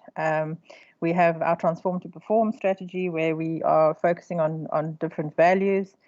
We also do work with SAPS and law enforcement to address all illegal activity at schools. Our life orientation curriculum includes material on substance use and abuse. Our school staff are also trained to detect alcohol experimentation and abuse by learners and refer them to the appropriate support sooner. We also do have strong partnerships with other departments and agencies as part of our Safe Schools strategy. Over 5 program areas, enhancing safety and safe and secure mechanisms at schools, enhancing school safety management systems, facilitating the appropriate law enforcement, building cohesive school community culture, which is located in a community-orientated problem-solving approach, and also limiting substance abuse program, which is led by the Department of Social Development. Thank you. Thank you, Honourable Minister. Honourable members, I recognize Honourable Murray. Thank you very much, Speaker. Minister, you know, the thing that we lack, and I'm only speaking from our own community, the coloured community, are role models. That's something we need very much, role models. Now, what is your view on the consumption at school functions by teachers? Is there a limit to which they can drink, or can they drink till they fall to the ground? And what example do they then set for these children? We are trying to uplift, to make morally upstanding communities, members. This issue, what is your personal view on students being witness to the amount of liquor their own teachers can consume at such functions? Is there a limit, or is there freedom of choice for these teachers in terms of how much liquor they can consume? And what examples do you think they set for future leaders of children at these schools? Thank you, Honourable Murray. I recognize the Honourable Minister. Thank you, Speaker and Honourable Murray. Yes, I completely agree with you that we do need role models. And you may recall from my initial response that the guidelines that have been issued by the department that the HOD takes into account when making such a decision is to ensure that no learners are present when alcoholic liquor is consumed or sold at school premises. It is for adult functions only. And so therefore the situation should not arise that the Honourable Member has mentioned, and that is exactly the reason for that provision being in the guidelines. Thank you. Thank you, Honourable Minister. Honourable members, I now recognize Honourable Makamba Boja. Thank you, Speaker, and thank you to the Minister. I just want to find out, since the inception of the bill, to sell alcohol at the school premises. Has there been cases whereby the schools were not compliant with the whole process in terms of making sure that they are compliant? And if that's the case, is there a process in place by the Department of Education to revoke those liquor licenses from those schools that are not compliant? Thank you. Thank you, Honorable Makamba Poja. I now recognize the Honorable Minister. Thank you, Speaker, and to the member. I have not personally had any complaints of people not complying, and if there are any such cases, please will you refer them to me, but because there is a provision in place that if they do not comply with the conditions that are specified, then the permission can be revoked. Likewise, with any school that may still be engaging in these activities and not having applied, they would equally be falling foul of this. Thank you very much. Thank you, Honorable Minister. Honorable members, I now, with the absence of Honorable Tsaihang, the Minister can submit the question, the response in writing. Otherwise, we're going to entertain question number 4, and that is by Honorable Mackenzie to Honorable Minister of Agriculture. The question, Speaker? Mr. Speaker. The question has been withdrawn. Honorable Mackenzie, the question number 3 will stand over, but we're moving to question number 4, and I recognize the Honorable Minister. Honorable Speaker, due to Mr. the Speaker? bereavement, that question will stand over till next week. Yeah. In Dr. Maya's family.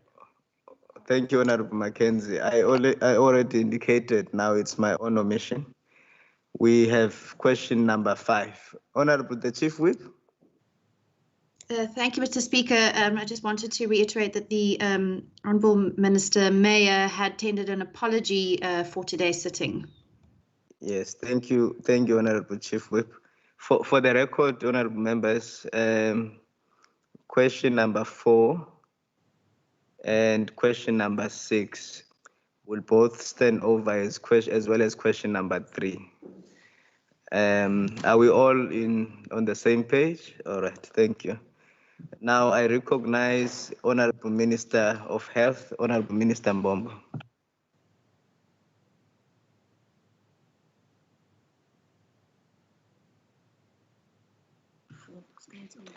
Honorable Minister.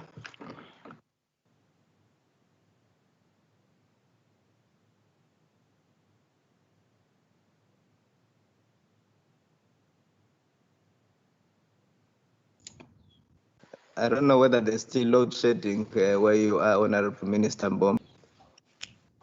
Speaker, I see the Minister has just joined us again online. I'm not sure if she heard that she was called. Yeah, I only hear that the last part. I moved, keep on moving. Keep on shifting houses, spaces in the house because of Honorable load Minister, shedding. you may proceed. Can you hear me, Speaker? Yes, we can all hear you, Honorable Minister Mbombo. Okay.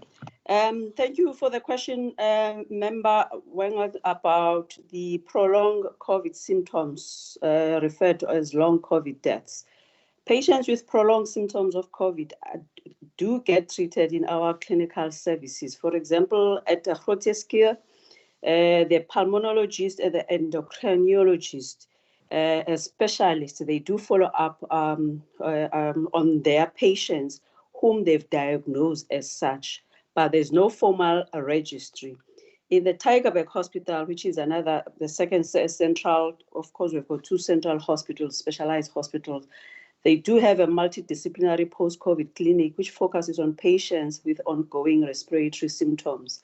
At this stage, we are busy with a project that focuses on long-term effects of having contracted COVID, specifically on those patients with diabetes, and also they are elderly, but there is no routine registry to track COVID patients once they've been discharged. Of course, where patients do have serious residual problems as consequences of having contracted the virus, there is a follow-up by a multidisciplinary team once they get discharged. So that's where we are in regards to the long-term, the long COVID 2019. Thank you, Speaker. Thank you, Honorable Minister. Honorable members, I recognize Honorable Wenger, the Chief Whip. Thank you, Mr. Speaker. Through you to the Minister, there's a growing body of information about a group of individuals that very possibly contracted COVID or had contracted COVID, many of whom were not sick enough to end up in hospital care and were at home, but who didn't recover after 3 weeks and several months later continued to experience symptoms. We see support groups in other countries starting to develop, and I'd like to understand whether this is something that the Health Department has on its radar and whether there might be some research or resources into these patients with long COVID that were not necessarily hospitalized, but who sometime later still suffer severe fatigue and in some cases still continue to have symptoms that prevent them from continuing their lives as they did before contracting the illness. Thank you, thank you, Honorable Member. Honorable Minister. In terms of the follow-up by the department, if we have been part of a system, which is in the case of COVID, you have been diagnosed. In that 10 days that you are in isolation, you are still part of the system. Therefore, we do have an obligation to check on you, or if you do end up having other complications or there's a need to come to a health facility, that's when we'll end up being able to follow you up. But in the cases of where you might have been diagnosed of COVID and you have completed your 10 days, we do not do the follow-up in that regard. But however, in case that you may need to come back to the hospital for various reasons, that's when at least we could be able to do so, taking note that how many patients already the positive cases that we have, we won't be able to know exactly what is happening with those patients. But the patients who have got comorbidities and probably that they will have been even our patients prior, let's say probably have been hypertensive prior and then got COVID, and you're still gonna come to the facility for your hypertension anyway. Therefore, those ones, it becomes easier to follow up. But generally for the other patients that are out of the health system, we'll know unless they've got any condition or problem that will end up resulting them to come to the facility. Secondly, now we are conducting the surveillance regarding to serology, which is to test antibodies, just to see the magnitude of the epidemic at the time, specifically now that the epidemic has declined, the peak has declined. So it will also provide an opportunity. It's an opportunistic kind of actually of approach where we could be able to pick up some of other patients who might actually, as you indicated, Member Wenger, wouldn't have been able to be in our system, meaning those antenatal care patients whom now have been during the pregnancy might not have known that they are positive. One can be able to see that there have been so many of the rates of COVID in the cases when we take these bloods randomly. With the patients, especially among the men who are presenting for the HIV, you might have also that opportunity. And now lastly, the National Department and the Human Research Council and NICD, they are together with us in the Western Cape. We are already exploring this serology where they will conduct the household surveys, meaning going door to door, getting blood specimens in certain parts areas, which is at this stage we don't have the specifics, so that to be able to see in case there might be those who might have fallen in between the cracks, and then we don't know what is happening. Take into consideration that with the excess deaths that have been picked up by the MRC, they did find out actually that there are those patients who might not even have pitched up in our system, and without knowing whether they are positive or not, but they will have died, but they've been picked up through the vital registrations with the Home Affairs. Thank you, Speaker.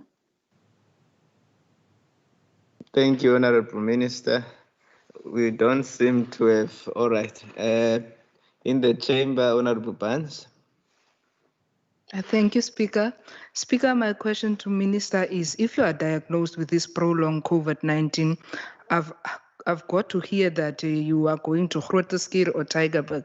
In the case if you have this COVID-19 that is prolonged and you are outside the metro, how are you treated, or rather, where are you treated for it? Thank you, Speaker.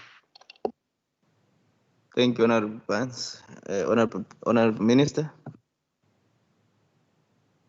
Each and every district, because health is planned according to the district. Within the district, there are sub-districts. Outside the metro, sub-districts in the district, we are using municipality boundaries. Metro is also is a district on its own. It's a health district according to our definition.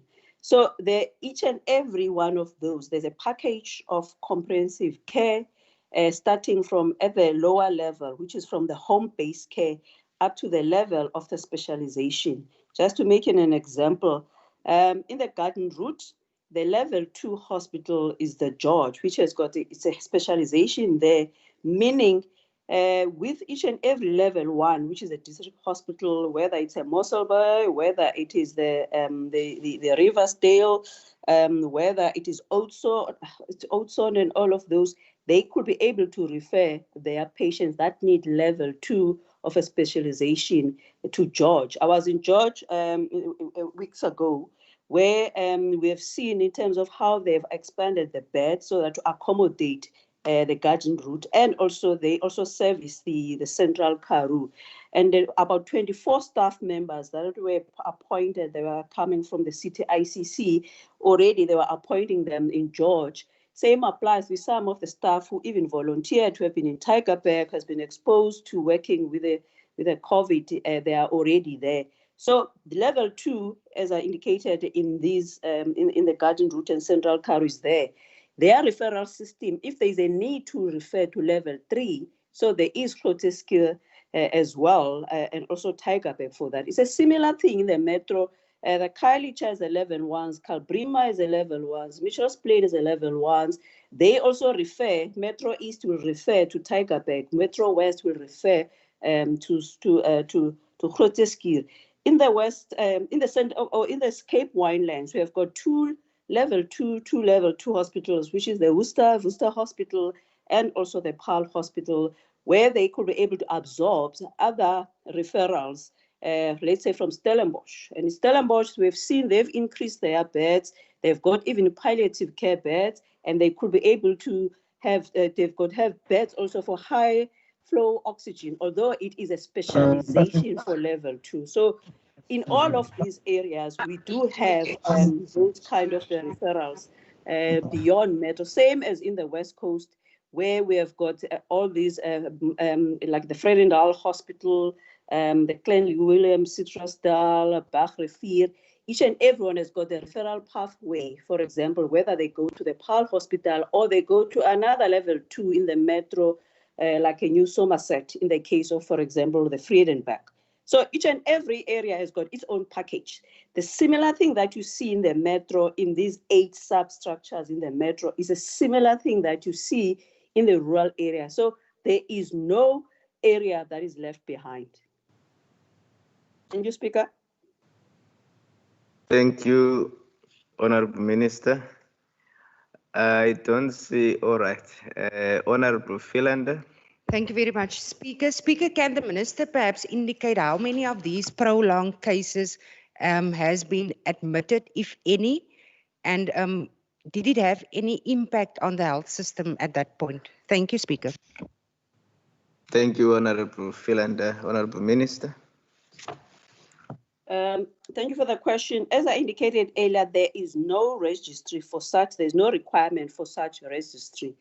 However, for some of the patients, if, for example, the patient will have a residual related to the lungs, pulmonary, and then the specialist on the lungs might want to see that specific patient just to see that the patient probably has been cured or might need to be referred for physio or whatever, then that patient will continue as part of the multidisciplinary team in that aspect.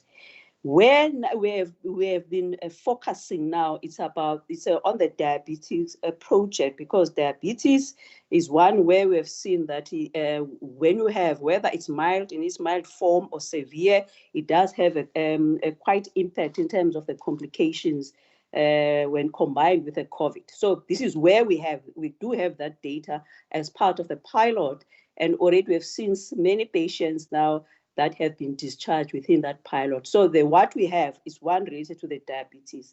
With the others, it's specialization per each and every team in this specialized hospital, but depending on the condition. Thank you. Thank you, Honorable Minister. You are now off the hook, not yet, with the next question. Question by Honorable Philander to the Minister of Health. I recognize you, Honorable Minister. That's question number 8. Yes, thank you. Thank you, Speaker. Thank you, Member Philander, about the healthcare workers. It's about the way this has been monitored by the department, and B, what is being done to mitigate the effects. So what are the relevant details? An integrated monitoring and reporting system has been developed in the province to track both the public and private health workers, which was started very early, and we're very fortunate that the private health they were on board. And as of 26th of August, there were about 4,549 health workers that have been infected, and of which is out of those almost 95%, which is 4,333, they've already recovered. So in the public sector alone, which we can equate that to about 13.9% of the infection rate.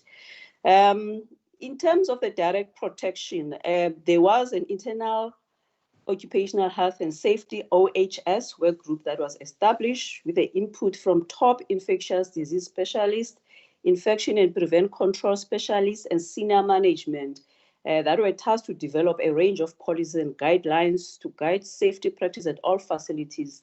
You'll hear with the health workers where they call them in terms of the circulars or the policies that were developed by name, like EN 745 and whatever, HC 434, something like that.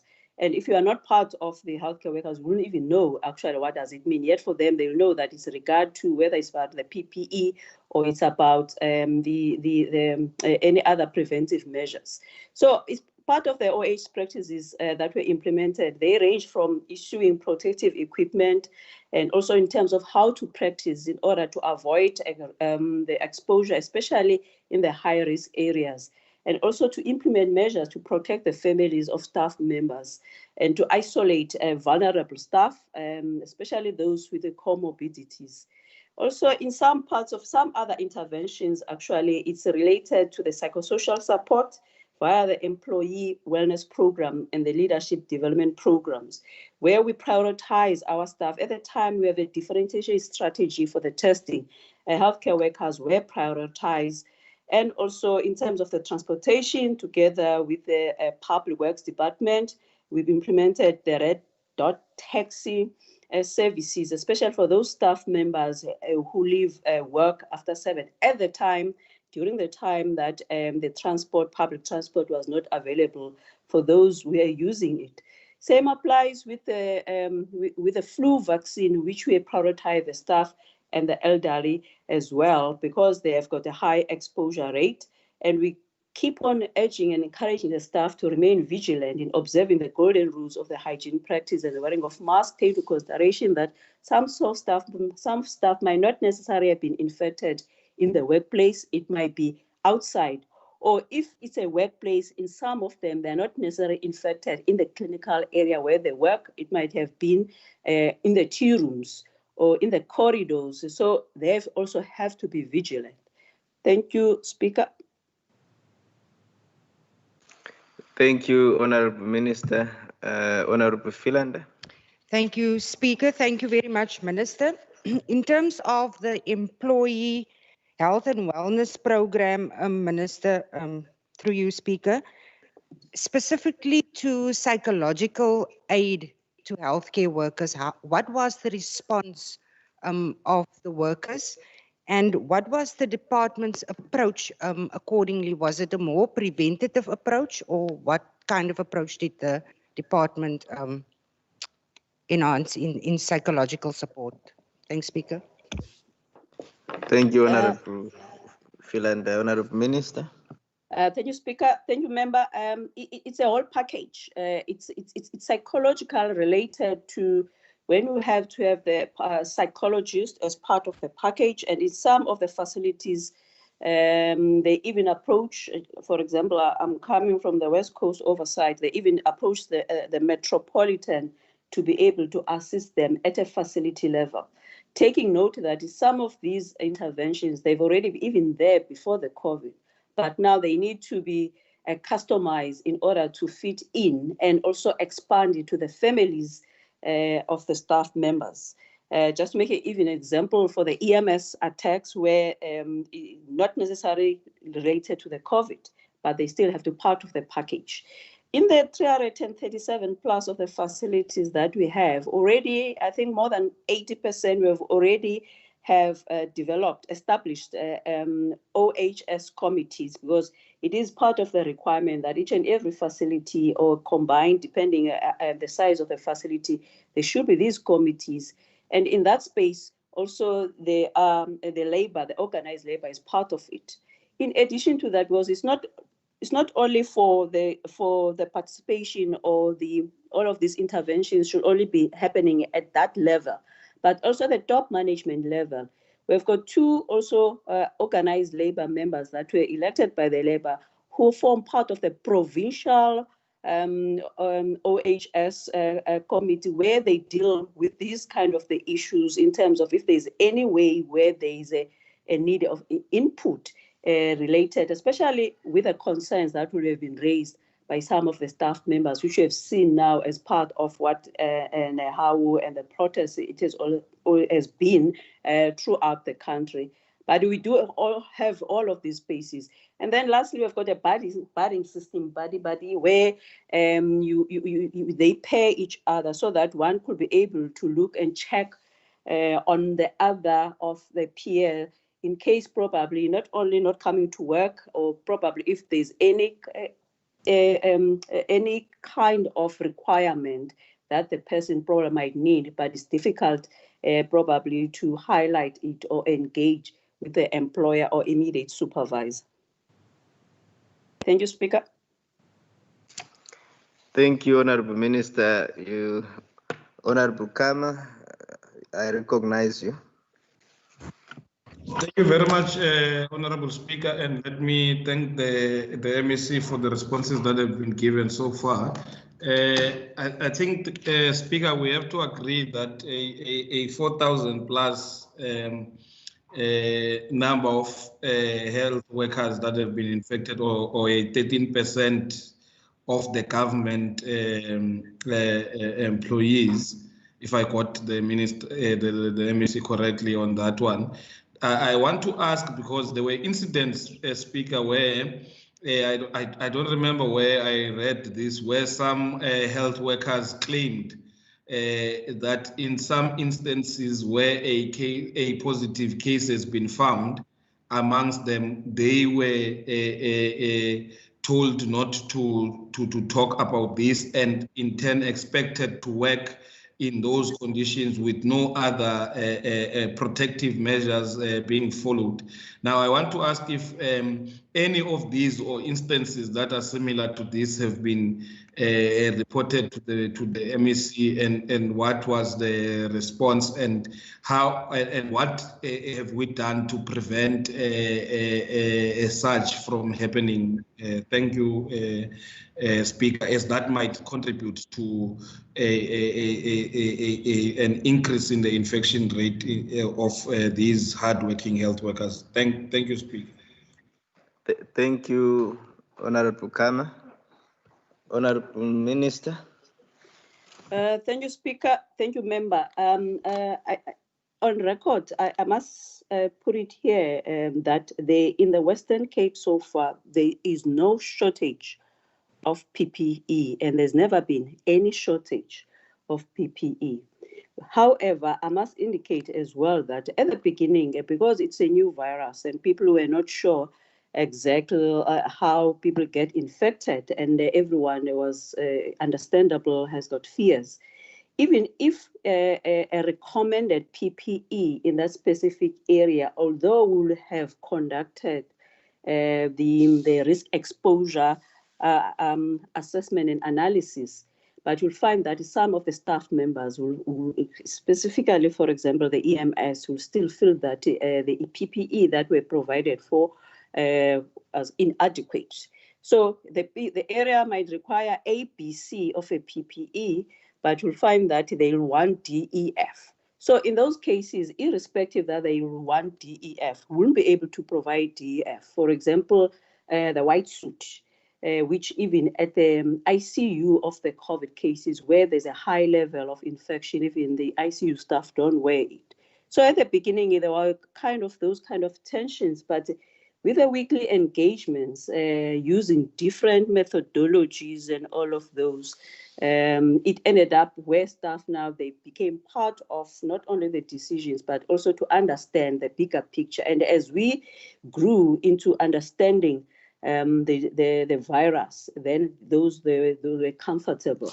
In terms of the percentage-wise, one infected healthcare worker is too many.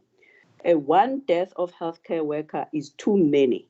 So I don't want to be viewed as I'm dismissing the numbers when I'm saying that if you compare the 13% out of the infection rate, out of the number of the people who were infected, and you compare similar with other countries like the US, the Canada, British Columbia in Canada, in China, of course, China, it was lowest because they had a separate hospital for the COVID.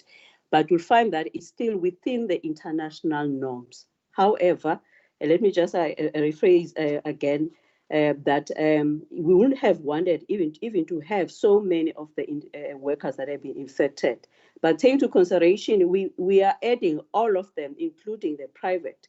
We're adding every healthcare worker from a security, the cleaner, the whoever works in the space of the health system. So it's not necessary that it's only health professionals. And again, for us, we never took to in terms of dissecting whether we have been infected from home or you were on leave or you were not working. If you have been infected and you're still under PESAL, we add you, and also we provide the whole package of care that is necessary for that.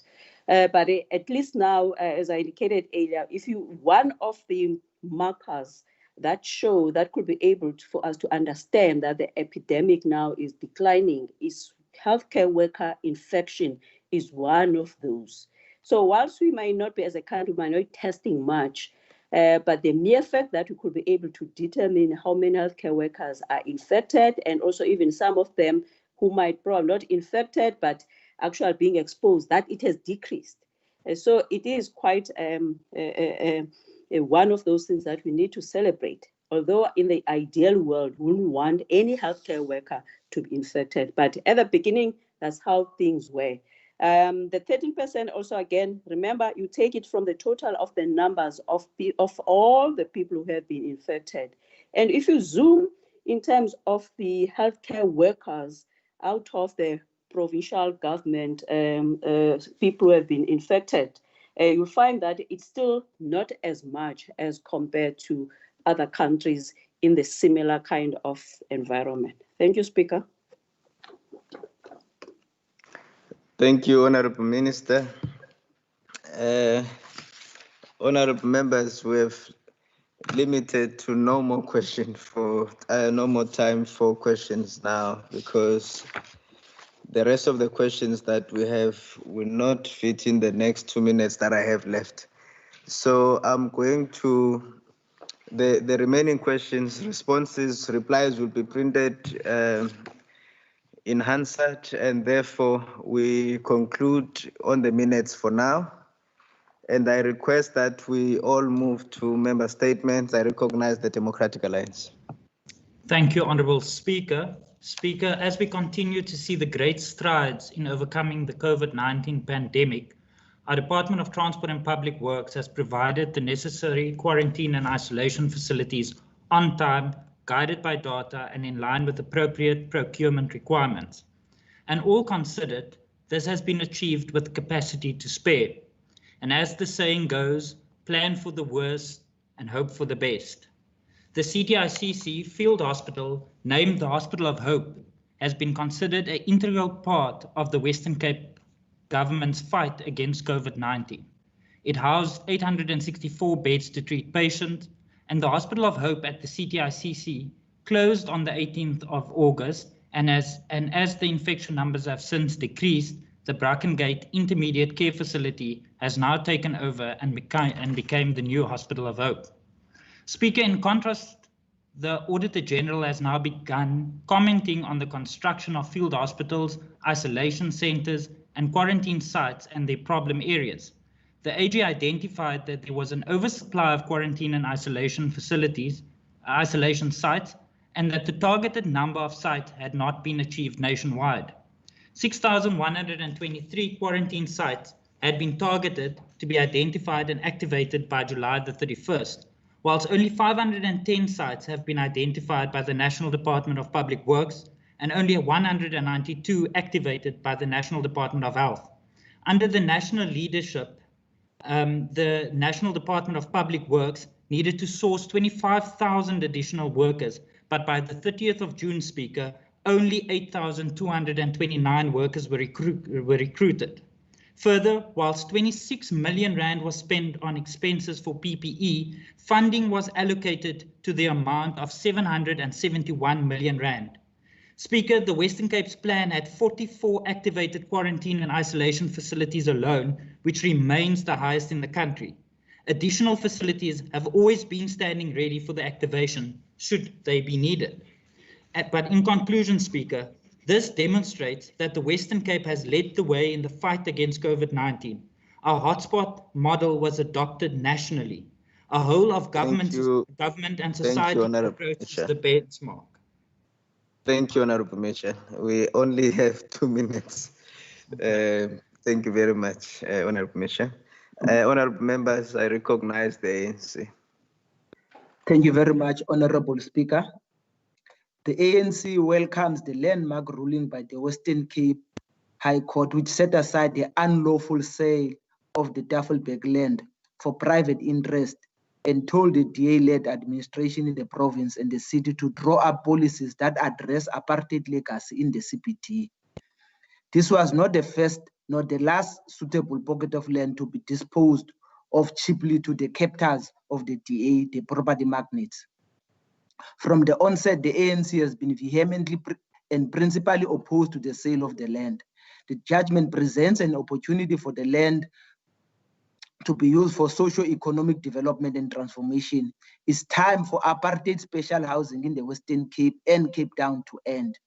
The land must be used for housing for those who work in Sea Point. Let us open Cape Town to all and stop being a white enclave. We humbly appeal to the Premier and his government to use the judgment to self-correct and start an inclusive process of developing the land for inclusive socio-economic development and address racial spatial segregation. We also call on the city to release a housing master plan that will demonstrate a genuine program to reverse apartheid spatial planning in the city. Let the DA not waste taxpayers' money to appeal against this ruling.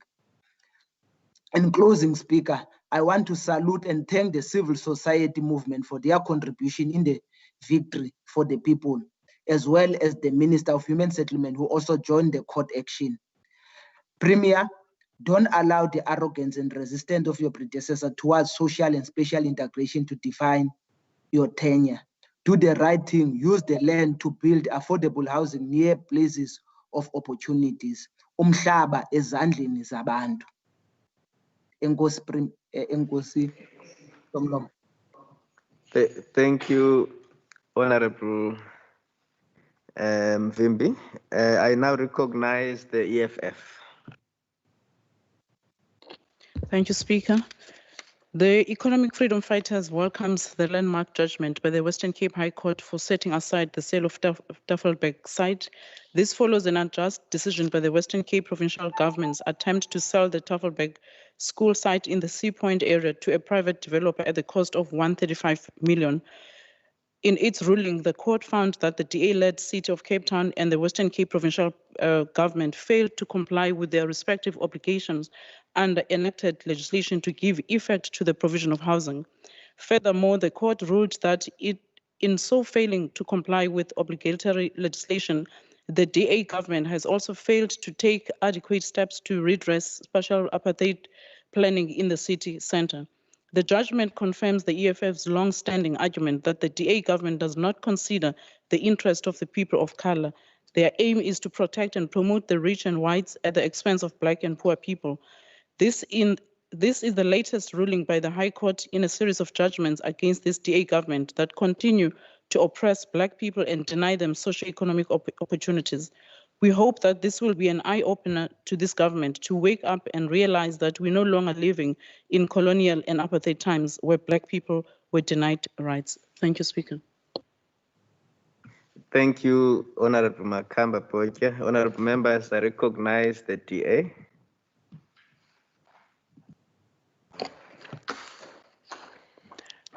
Honorable Speaker, on the 8th of September, the Children's Commission in the Western Cape will reach the milestones of 100 days in office.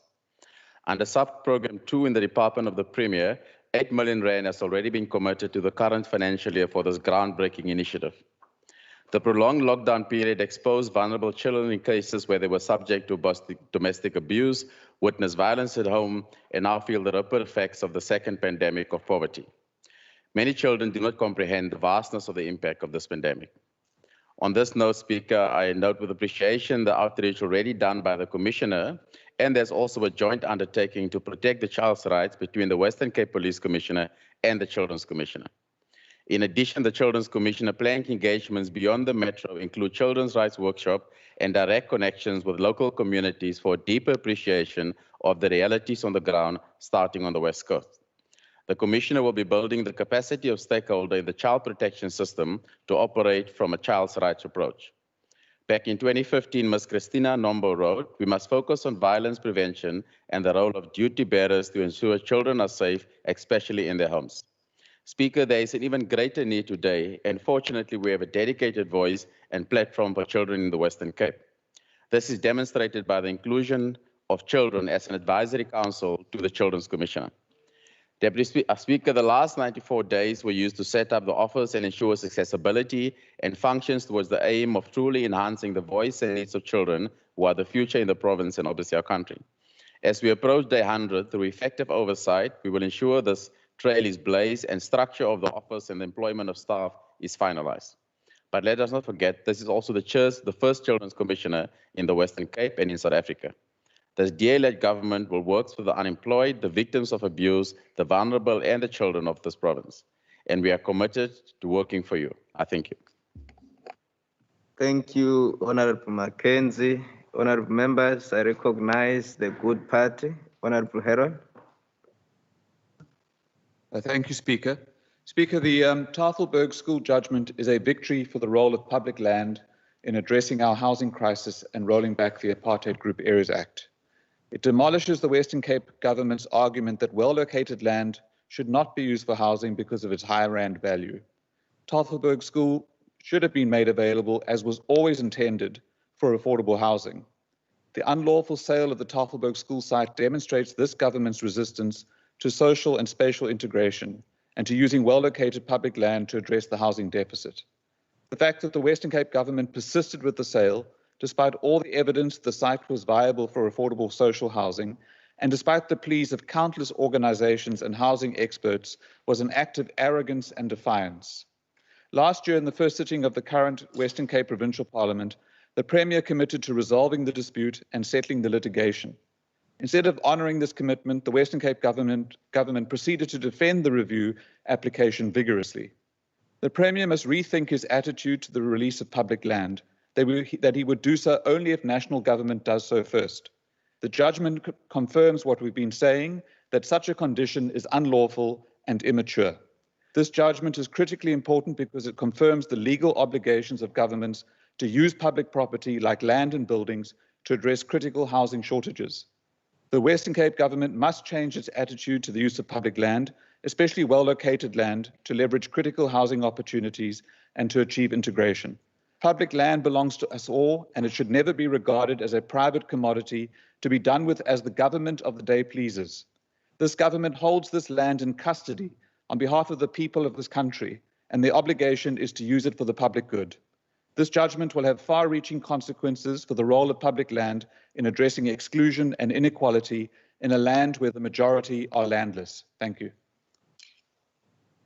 Thank you, Honorable Heron. Honorable members, I recognize the ACDP. Honorable Christians. Thank you, Speaker. Speaker, I want to echo the statement made by ACDP President Kenneth Meswe in National Parliament earlier this week. As the ACDP in the Western Cape, my heart goes out, and I want to convey my heartfelt condolences to the loved ones who lost their family in brutal attacks on small holdings and also farms in the Western Cape. Reports like on the 3rd of July 2020, 7 armed attackers overpowered and assaulted a woman in Paarl. And then you read again, a farm murder, singer Wynand Breed was shot and killed on his farm in Robertson. It is reported that some of these criminals involved in farm murders rape women and children and even pour boiling water over them. These crimes are demonic and are driven by hatred, which the ACDP strongly condemns. Speaker, when the vulnerable people are killed and tortured and nothing is stolen, nothing is stolen or robbery did not take place, hatred is what happens. And the ACDP believes it should be declared as hate crimes. SAP stats indicate that there were 80 attacks between January and March this year. Political parties that encourage the invasion of land, including farmland, should be held equally responsible for brutal murders that happen as a result of illegal invasions. The ACDP Western Cape calls on the Western government to do everything in its power to stop these brutal attacks in the Western Cape. These perpetrators are criminals and should be harshly punished. The ACDP at national government has called on the government to bring back the rural commanders to assist the police to stop hate crimes against our farmers and farm workers. I thank you. Thank you, Honorable Christians. Honorable members, I now recognize the ANC.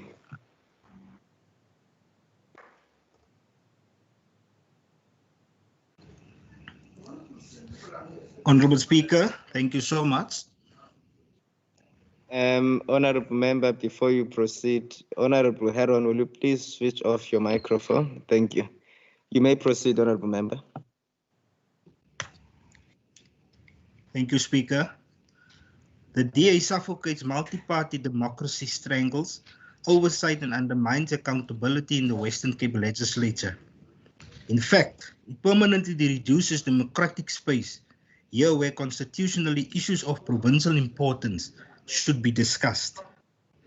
If any member raises critical issues in this legislature or committees, that member is shut down, ridiculed and made out to be stupid. If serious allegations like executive meddling are brought to this institution, as it should be, all kinds of excuses are used to dismiss and reduce it. Political point scoring or protection for the DA and its leaders are more important than issues of state and improving governance. It is pathetic how the DA hides behind some rules to block public interrogation. The sub judice rule is abused even when no court or tribunal considers a provincial matter. It leaves the opposition no room but to circumvent the legislature and call upon South Africa's constitutional and democratic watchdogs to probe matters in the Western Cape. This is the case at present, where the Honourable Committee Chair, Derek America, refuses to deal with evidence brought to him against the Honourable MEC Bredell. We will have to call on the Public Service Commission to urgently probe this matter. Thank you, Speaker. Thank you, Honourable Smith. Honourable members, I recognize the DA. Agbare Speaker, die Suid-Afrikaanse wynbedryf is steeds tot 'n groot mate in die hande van mans. Verlede week het 'n groep swart vroue in opmars na die nasionale parlement gehou om te protesteer teen hulle uitsluiting in 'n nasionale strategie vir die wynbedryf. Hulle vra dat die nasionale minister van Landbou, Grondhervorming en Landelike Ontwikkeling, minister Toko de Diza, sal ingryp. Speaker, gelukkig is daar merkwaardige uitsonderings, meestal danksy private inisiatiewe. Een so 'n uitsondering is Kompanjiesdrif, naby Stellenbosch. Kompanjiesdrif, 'n inisiatief van die Meiburg Familie Trust. White males, not just Honourable Van der Westhuizen, will you please take your seat? What is the point of order, Honourable Member? It's not a point of order. I'm just, I don't have a problem with the Honourable reading the speech in Afrikaans, but I'm trying now to get this system that we were told we must follow when we want to listen to members. It seems not to be when we want to listen to other members who are doing their speeches in other language. All right. Honourable Mvimbi, I tested Afrikaans in particular because my Afrikaans is forever improving. And it does work. You just need to talk to the IT team will talk to you on the sideline, but we have to proceed. It does work. Thanks. It does work. Thank you. Honourable Van der Westhuizen, will you please proceed? Speaker, gelukkig is daar merkwaardige uitsonderings, meestal danksy private inisiatiewe. Een so 'n uitsondering is Kompanjiesdrif naby Stellenbosch. Kompanjiesdrif, 'n inisiatief van die Meiburg Familie Trust, is in 2010 begin ten einde 'n volhoubare belang in die wynbedryf vir plaaswerkers te skep. Kompanjiesdrif was aanvanklik 'n temperatuurbeheerde bergings- en etiketteringsfasiliteit vir wyn.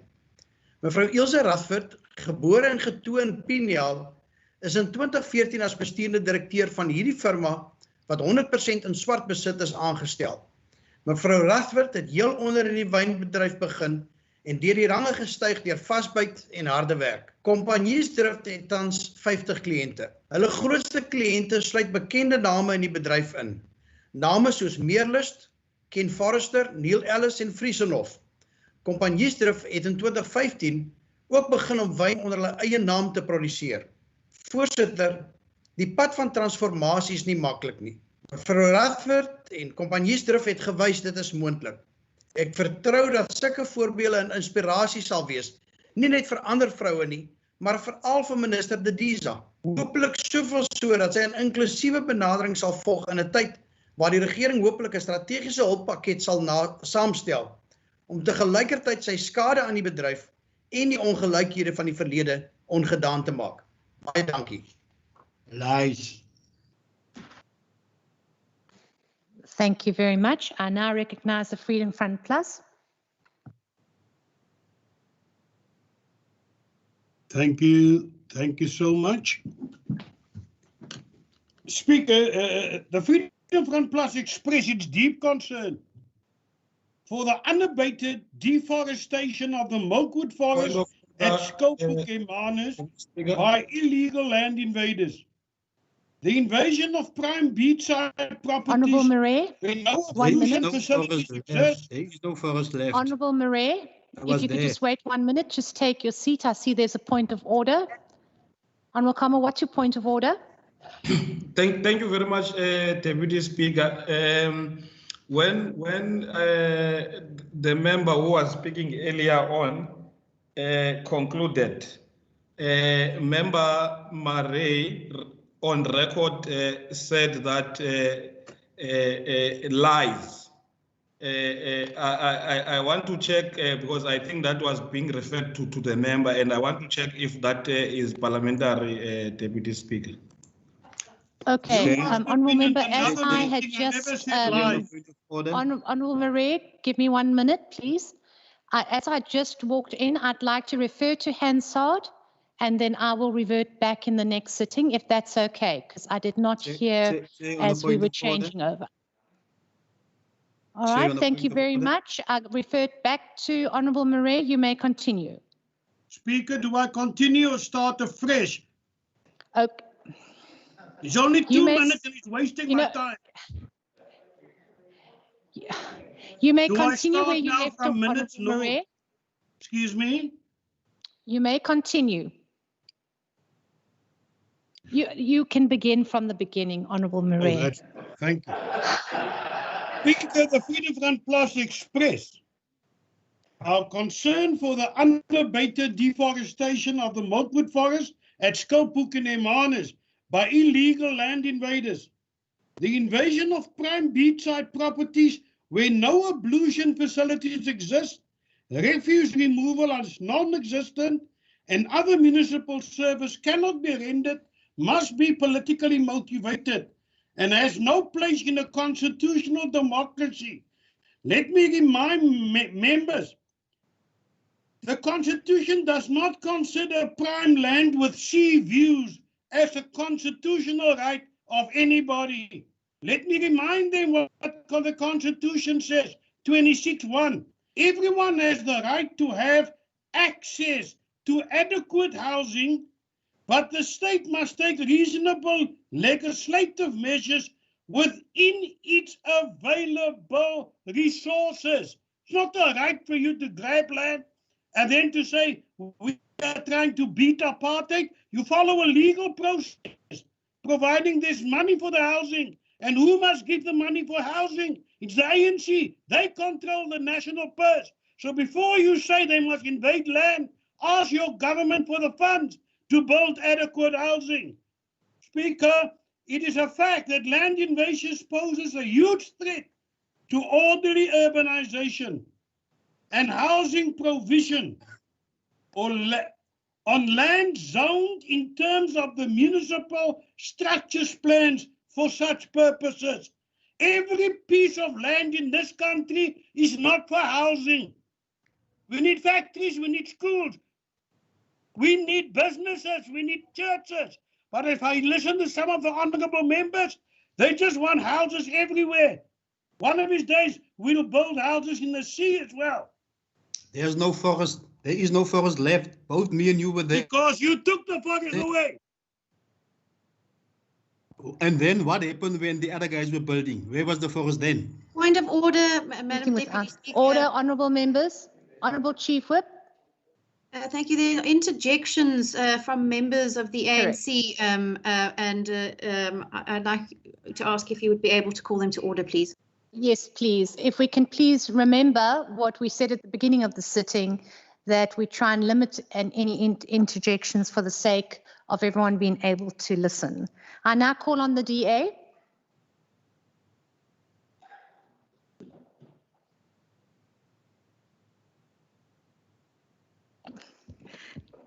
Agbare Speaker, met die hernuwe fase 4 beurtkrag is daar klein besighede reg om die provinsie wat hulle deure toemaak. As Transnet en Eskom fasiliteite vir vloeibare aardgas invoere by Saldanha Bay hawe ontwikkel, sal ons meer as R160 miljard tot die binnelandse bruto produk bydra en 13,000 werksgeleenthede skep. Hierdie ontwikkeling moet gepaard gaan met die oorskakeling van die Eskom ankerligkragstasie in Atlantis vanaf diesel na vloeibare aardgas wat water sal bespaar, daar sal 'n afname in koolstofdioksied vrystellings wees en Suid-Afrika sal goedkoper elektrisiteit vir huishoudes sal kan verskaf. Speaker, energie sekuriteit is brandstof vir welvaart. Fase 4 beurtkrag kos die Wes-Kaap ongeveer 300 miljoen rand per dag. In die midde van een van die ergste droogstes in ons geskiedenis, in die midde van 'n geslagsgeweldheidramp, in die midde van 'n internasionale gesondheidspandemie, kan ons nie nog ook 'n energie-sekuriteitsramp bekostig nie. Minister Mantashe kan die 1 megawatt beperking op selfopwekking ophef om onmiddellik aansienlike hoeveelhede hernubare energie tot die nasionale netwerk by te voeg. Hy kan toestemming gee vir munisipaliteite in goeie finansiële toestand om energie aan te skaf vanaf onafhanklike kragprodusente. Dit is byna 'n jaar van dat die nuwe geïntegreerde hulpbronplan aangekondig was en ons is nie 'n tree verder nie. As jy 'n haarkapper is wat van die huis af werk in Mitchells Plain en jy moet nou afsprake neem as gevolg van die COVID-19 pandemie, dan gaan jy besigheid en inkomste verloor. As jy 'n slaghuis besit, dan beteken beurtkrag dat jou produkte makliker kan verrot en jou verkoelingsstelsels kan breek as gevolg van kragstuwing. Wie betaal vir gereedskap wat breek? Gaan president Ramaphosa daarvoor betaal? Gaan minister Mantashe daarvoor betaal?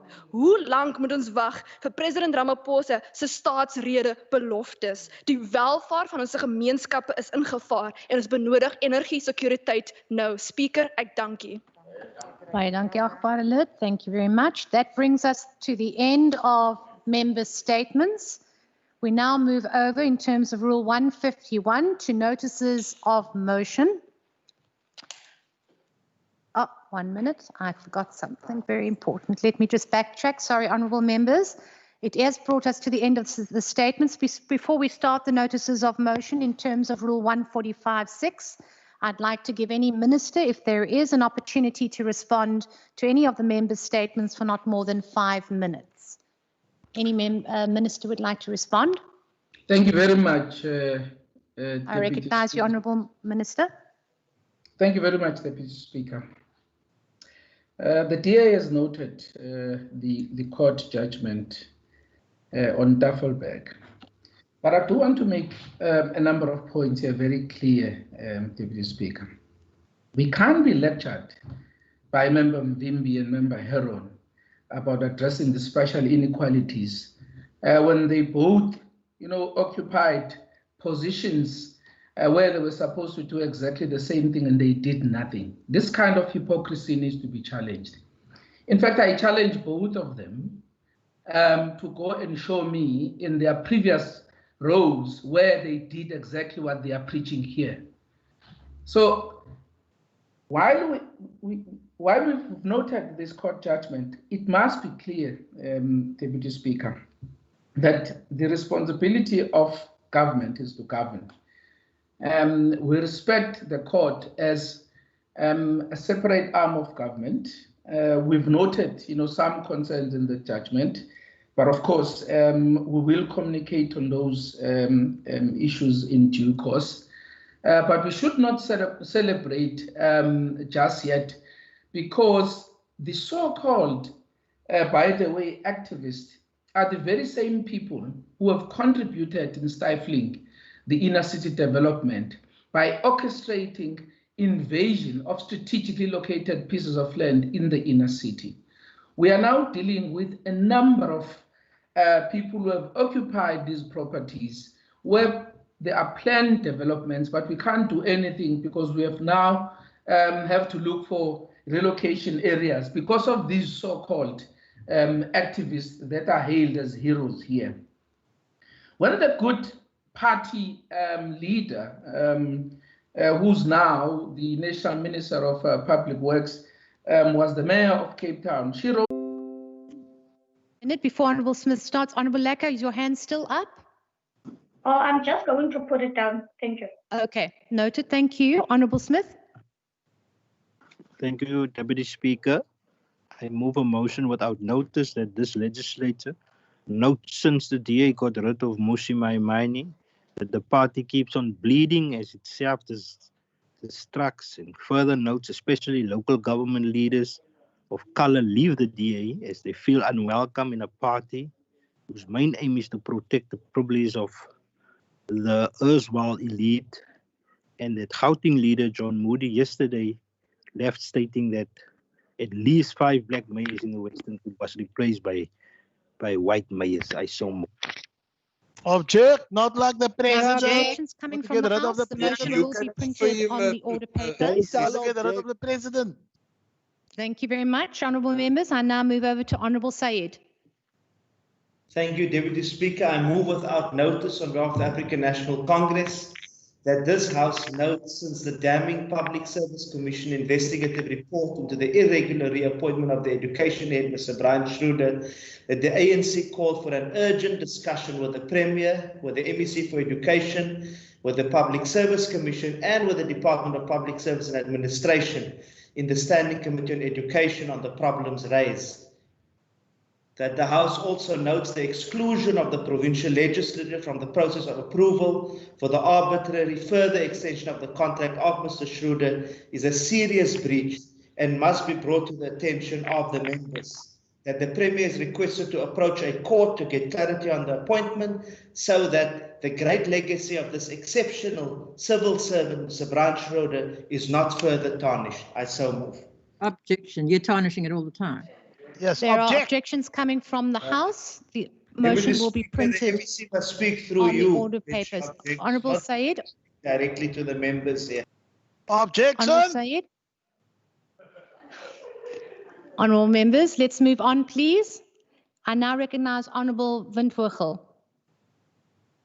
Thank you, Deputy Speaker. I move without notice that the House notes the Western Cape province seems to be way behind state protocol and etiquette when it comes to national government, but also notes in some areas in the province, the province stopped keeping up, like in Worcester EMS building, where a portrait of a former premier still displayed, namely that of Helen Zille, and finally notes either ways do not travel fast there, or the staff are fixated on having the former premier around. I so move. Object. There are objections coming from the House. The motion will be printed on the order paper. I now recognise Honourable Kama. Thank you, Deputy Speaker. On behalf of the African National Congress, I move a motion without notice that this House notes the DA still defends its Khayelitsha and other evictions and the undignified dragging of a naked Bulelane Xolani in the public view and assaulting him, and notes the bad DA so far did the minimum to make good on this ill-conceived action. I so move. Objections. There are objections coming out from the House. The motion will be printed on the order paper. I recognise Honourable Moran. Thank you, Deputy Speaker. On behalf of the Congress movement, a motion without notice that this legislature notes the Western Cape administration unwillingness to cooperate in the public protector's probe into COVID-19 acquisitions, and that Advocate Busisizwe Mkhwebane started issuing summonses to get to the truth. And further notes, many people now ask, what is the Western Cape trying to hide? I so moved. Thank you. Object. Thank you. There are objections coming out from the House. The motion will be printed on the order paper. Honourable Wced. Thank you, Honourable Deputy Speaker. I move that this House notes that the Honourable Minister for Education, Debbie Schaffer, has admitted that the return of the last grades has put screening at the start of a school day under pressure. That we also note that that the heavy rain has caused learners to rush in to bundle up for shelter and not adhere to the COVID rules of physical distancing, and calls on the Department of Education in the province and our schools to work collectively to make plans to handle a more intense flow of children. I so move. Objection. Are there any objections? There are objections. The motion will be printed on the order paper. Honourable Moran.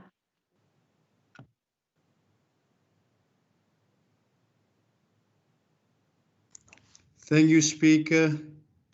On behalf of the African National Congress, a motion without notice that this House notes tensions in Ceres where a resident was shot by police, and in Woolsey where a neighbourhood watch member pinned a young man down to severely assault him, has risen to high, and that race is entering the fray.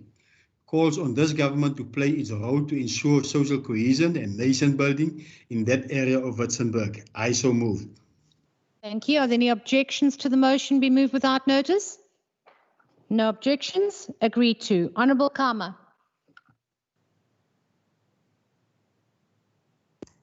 Thank you, Deputy Speaker. On behalf of the African National Congress, the People's Movement, I move a motion without notice that this House notes a number of successes against crime recorded in the last few days. Namely, a boyfriend was sent to jail for life in the High Court, and a mother of 6 months suspended for 3 years for the murder of her 18-month-old boy, Jeremiah Reiter, in 2017. That a mother was arrested for child neglect because her baby girl was left in Niceness, and she appeared in court.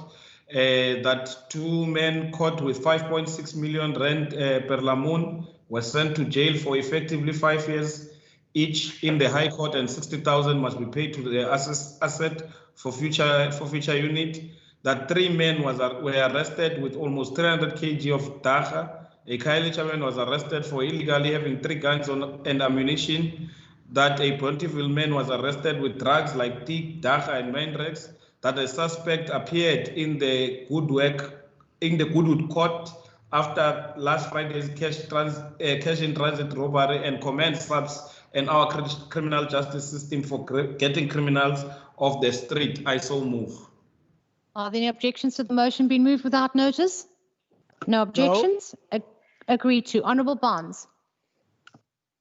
Thank you, Deputy Speaker. On behalf of the African National Congress, I move without notice that this legislature notes 2 right-wing groups, AfriForum and Institute for Race Relations, publicly stated it will fight cricket as a transformation to secure the status quo of white supremacy in sport. I so move. Are there any objections to the motion being moved without notice? There are objections. The motion will be printed on the order paper. Honourable Sayed, did I miss you earlier?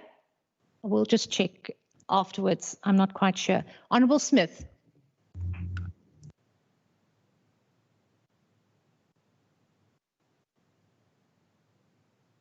Honourable Smith, and if I've missed out Honourable Sayed earlier, we'll know at the end.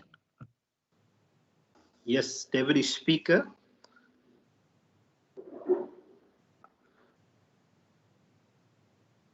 Over to you. Deputy Speaker, just give me a second, please.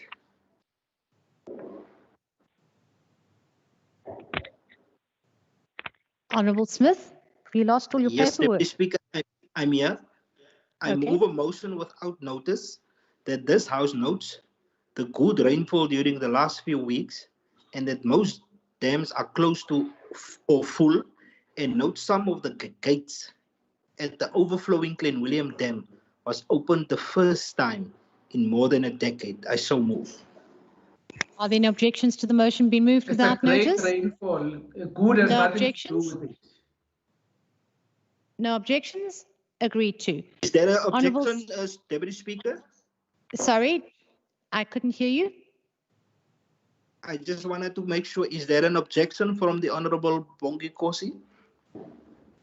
No, sir. I have been mentioning good. It was a great rain. Good had nothing to do with it. There is no objections. We move over to Honourable Sayed. Thank you, Deputy Speaker. I move without notice that this legislature notes that the Franken Uniting Reformed Church Primary School in Herald near George is set to close down because the land on which it stands is up for sale. And even though the Church Council informed the Western Cape Education Department of its intent to sell a few months ago, the department had shown no interest in the land to assist the school to continue operating, and calls upon the department to save the school by purchasing the land from the church so that it may continue to serve the Herald community as it has for generations. Noting that the Department of Education has bought land for the Orchid and Rabbi primary schools in Hex Valley from the very same Uniting Reformed Church a few years ago. I so move, and this is my last motion, Deputy Speaker, so you didn't miss me, or at least I only got 4 Thank you, Honourable Sayed. Are there any objections to the motion being moved without notice? Yes. No objections? Agreed to. Honourable Smith. Yes. Honourable Deputy Speaker. Yes, what's your objection? Was there an objection? There was an objection. Okay, Moved the it. objection, thank you. The motion will be printed on the order paper. Smith?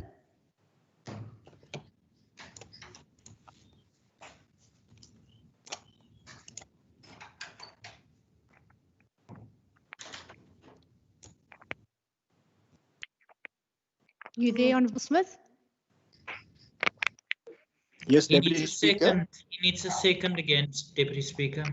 I move a motion without notice that the legislator notes Cape Town cautioned people living in informal settlements last week about fire hazards in these areas. Also notes it follows a large number of these fires and people killed in these areas. Notes in Strand a couple died in such a fire and the 10-year-old boy escaped, and calls on Cape Town to up its game as the wildfire season is about to start soon. I so move. Thank you. Are there any objections to the motion being moved without notice? No objections. Agreed to. Honourable Kama. Thank you, Deputy Speaker. On behalf of the ANC, I move a motion without notice that this House notes public allegations of mafia-like money extortions in the Western Cape are made against so-called security groups said to be headed by gangsters that demand so-called protection money from informal and formal businesses, and calls on the investigation agencies of the state and especially SARS to clean up the province of their stranglehold. I so move. Thank you. Are there any objections been moved without notice? No. No objections. Agreed to. Honourable Maran. Thank you, Deputy Speaker. On behalf of the People's Movement, the African National Congress, motion without notice that this council notes 18 protesters were arrested and appeared in court for disrupting traffic over the weekend during an anti-farm attack demonstration. I so move. Thank you. Are there any objections been moved? I'm missing my words here. My apologies. Are there any objections been moved without notice? No objections. The motion agreed to. Honourable Kama. Thank you, Deputy Speaker. On behalf of the organization of President Oliver Reginald Tambo, the ANC, I move a motion without notice that this House pays tribute to all police officers who put their life and limb on the line in the fight against crime, and notes SAPS member Abongile Mayile of 39 years old was shot in the head in Nyanga, calls on all involved in the criminal justice system to ensure that those involved in the killing of SAPS members are brought to book as an attack to the police, is an attack to the state. I so move. Thank you. Are there any objections to the motion being moved without notice? No objections. Agreed to. Honourable Barnes. Thank you, Deputy Speaker. On behalf of the African National Congress, I move without notice that this House notes with excitement that the Western Province Rugby Football Union has appointed former South African ambassador to US and our former Premier Ibrahim Rasool as the new chairperson of the board of directors for this rugby union, and that it is a positive step to save and transform the ailing enterprise. It further notes that Rasool replaces retiring Dr. Johan van der Merwe. I so move. Thank you. Are there any objections with being moved without notice? There is. Are there objections? No objections. Motion agreed. Motion agreed to. Honourable Kama. Honourable members, please be very clear if you're going to do an objection. Was there objections? There was an objection said in the House. My apologies. That motion will be printed on the order paper. Thank you. Honourable Kama. Thank you, Deputy Speaker. Thank you, Deputy Speaker. On behalf of the ANC, I move a motion without notice that this House notes the drive-by shooting near Worcester, where a man in his car was wounded 3 times in the side and survived. I so move. Thank you. Are there any objections to the motion being moved without notice? No objections. Agreed. Speaker, on a point of order. Speaker, I just Honourable- want to check the, yeah, that's Honourable Maran. What's your Speaker, point of order, Honourable Moran? Speaker, I just wanted to check the motion before the Honourable Makama. There was just a ooh. Is a ooh now regarded as an objection? No, there was then a clarification that there was a objection. And it must be clear, Speaker. You can't ooh. No, I understand that, but it was clearly said here. Thanks, Honourable Moran.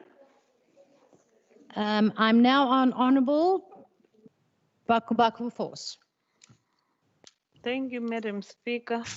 I rise on behalf of the ANC that the House note that police made a breakthrough and arrested a suspect who was wanted for the murder of Nombuso Atoli from Nyanga. Notes further the suspect was arrested while in hiding in Idujwa in the Eastern Cape. With the assistance of the National Intervention Unit team in Tata on 29 August, and he is in the process of being transferred back to Cape Town.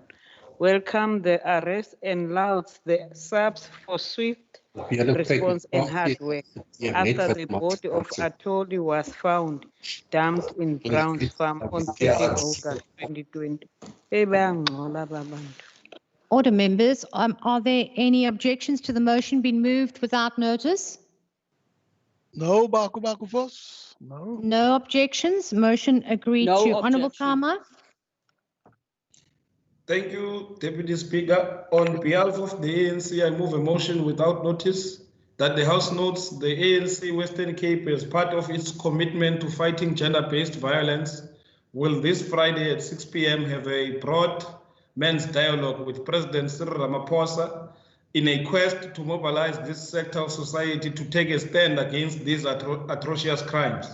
That this dialogue will be attended by men from not only the Western Cape, but also from the Northern Cape. Notes that this is informed by the ANC's view that the fight against gender-based violence is not only a policing issue, and calls on everyone interested to follow this dialogue as it will be live on all my ANC social media platforms. I so move. Thank you. Are there any objections to the motion being moved without notice? No objections. Agreed to. Honourable Kama, the last motion of the day. The last one of the day, Speaker, thank you very much, Deputy Speaker. On behalf of the ANC, I move a motion without notice that the House notes the DA race for a provincial leader has started, with a contest between the Honourable Leader of Government Business, Bongusi Matikizela, and the Honourable Speaker of the Legislature, Masizole Mnasela, and notes the latter is visibly supported by the Southern Cape cabal, as the Speaker introduced his #1 supporter on Facebook, which happens to be the son of the Honourable Human Settlement MEC, Tisha Simas. I so move. Are there any objections? There are objections coming out of the House. The motion was submitted on the order paper. Honourable members, that concludes motions without notice. Southern Cape cabal is strong. Honourable Moran, can I have some order, please? We will now move over to the order of the day. The Secretary will read the order of the day. Consideration of report of the Standing Committee on Finance, Economic Opportunities and Tourism on the recommendations for the appointment of candidates to the Western Cape Gambling and Racing Board. Thank you, Mr. Secretary. I have been informed by the Chief Whip that the Programming Authority resolved that there would be no list of speakers and that parties who wish to do so can be afforded an opportunity to make a declaration of the vote for a maximum of 3 minutes. I will now afford those parties an opportunity if they so wish. I recognize the ANC. No. Speaker? Yes. Deputy Speaker? Yes. Over Yes, to you. Thank you very much, Deputy Speaker. The ANC does not support. Over to you. Can I start, Deputy Speaker? Deputy Speaker?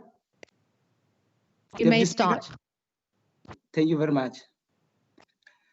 The ANC does not support the report as it already put it forward in its minority view in the committee meeting, not to support the recommended names.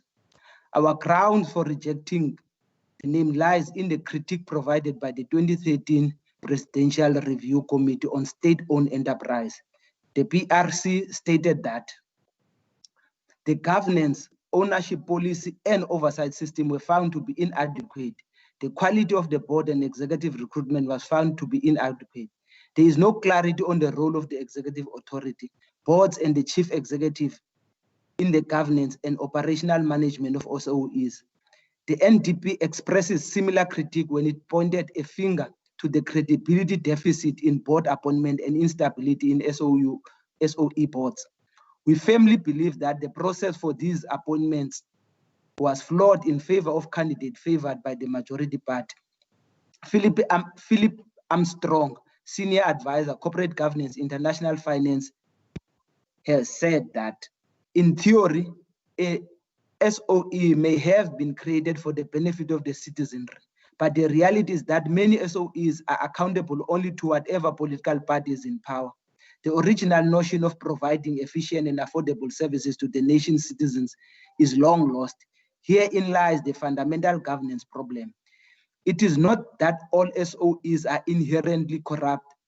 Rather, it is the political interplay with structures and activities created with the private sector in mind, all too often trumps the economic or social rationale. We have seen this in the process of coming up with this recommendation. The political party in power in the Western Cape bulldozed all opposition to the recommended names, including serious concern raised against certain names who may not be compliant with the South African Revenues Act, which requires members to declare all their interest. One of the recommended names failed in this regard, and this was raised in the committee.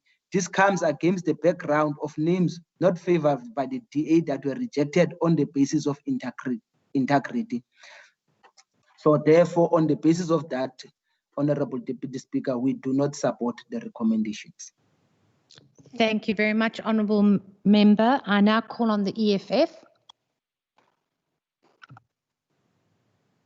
Thank you, Deputy Speaker. The Economic Freedom Fighters reject with contempt the report of the Standing Committee on Finance and Economic Opportunities and Tourism on the recommendation for the appointment of candidates to the Western Cape Gambling and Racing Board. The appointment of candidates to the Western Cape Gambling Board and Racing is governed by the provisions of the Western Cape Gambling and Racing Act of 1996. When it comes to the qualifications and experience of those who aspire to serve in the board, the Act is very vague on whether a person can be disqualified from occupying the vacancy based on those two aspects. And whilst we always hear that the composition of those who serve on the board must be diverse, the reality is that this aspect is open to abuse. Because of times, there is a hidden agenda to appoint some individuals and disqualify others. And to do that, those tasked with making the appointments will automatically disqualify other candidates on the basis that they lack proper experience and or qualifications. Similarly, the same abuse of power as a result of the deficiencies of the Act can be used by those with a hidden agenda to get people without experience and qualifications into these oppositions. The entire selection process and the appointment of the candidate in this instance was flawed. Candidates were disqualified on the basis of integrity, which is something not covered by the Section 4 and 5 of the Act. This is the problem presented by the Act itself, as remained too vague and open to abuse, as the appointers can track it from time to time in order to accommodate the candidate they prefer over others. This comes as a result of one of the candidates that was non-compliant with the Tax Administrations Act of 2007 of South Africa by not disclosing certain assets on his tax returns. Furthermore, the determination of the integrity of candidates was solely left at the hands of an external service provider, which conducted the probity investigations and then complied the probity a report on the integrity of the candidates. The issue of outsourcing such important tasks and the solely relying on it makes vital decision also raises eyebrows and it opens for further abuse of the process. On that said, Deputy Speaker, we do not support the report. Thank you. Thank you very much. I recognize Good. Thank you, Speaker. We support the report. Thank you very much. I recognize the ACDP. Speaker, I'm not going to speak on the matter. I abstain from it. Thank you. Thank you. I recognize Freedom Front Plus. Speaker, I will support it because the honourable member of the EFF says that they do not support it because they don't like the fact that experience and qualifications are yardsticks. But lack of experience and qualifications is at the heart of government bungling, incompetence, corruption, and municipal irregular expenditure. And I'm very happy that these factors were considered when appointing people to this board, that experience and qualification in any high position is vital. Thank you very much, Honourable Marais, and I recognize the DA.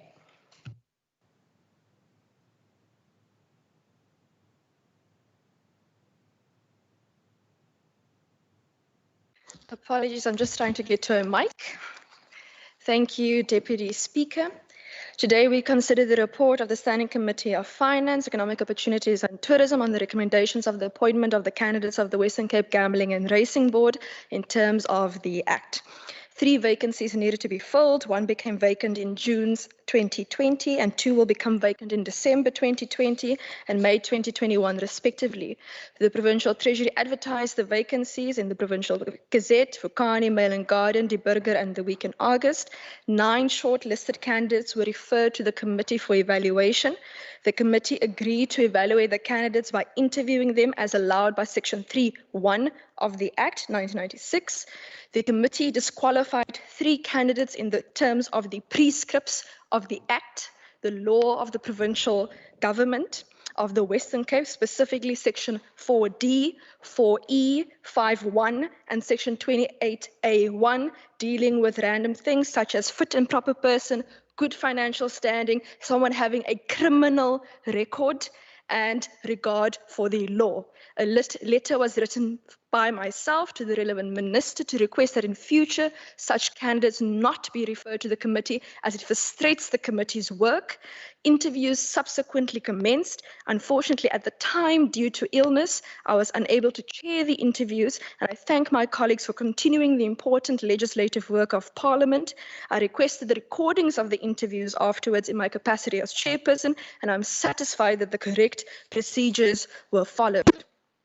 In terms of the ANC indicating that they had a minority view, to my knowledge, as per the recordings and as per the tabled report, the ANC did not table a minority view. The EFF was the only party to table a minority view, although I'm not too sure why minority view was tabled by the EFF, but I think this might be for the lack of understanding of the criminal, general and tax laws of our country. Honourable Deputy Speaker, I request that the House supports the committee report of 5 persons being recommended for the first vacancies, 5 persons being recommended for the second vacancy, and 5 persons being recommended for the third vacancy, all vacancies being quite representative in terms of race and gender. And the only candidates the EFF ever had a problem with during the procedure were white persons. Thank you, Honourable Deputy Speaker. Thank you, Honourable Member. Honourable members, I have to announce now that there are currently in total 20 Democratic Alliance members, 10 ANC, 1 EFF, 1 Good, 1 African Christian Democratic Party, 1 Freedom Front Plus, 0 from the Al Jama. In total, that is 34 members that are currently in this sitting, and that excludes me, who's presiding. So therefore, this House is quorate. The question put before the House is that the report of the Standing Committee on Finance, Economic Opportunities and Tourism be adopted. Honourable members, are there any objections to the report being adopted? No. Object. Yes, Object. All right, there are objections to the Lack of report understanding being sounds like insult. adopted. Those in favour of the report being adopted, please say aye. Aye. Hands up.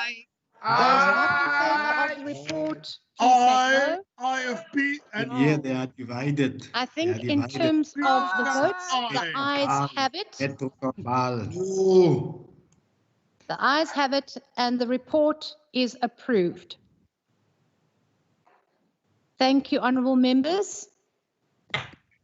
I can now conclude the business for the day. The House is adjourned. Thank you. Thank you, Deputy Speaker. Thank you, Deputy Speaker. Thanks, everyone.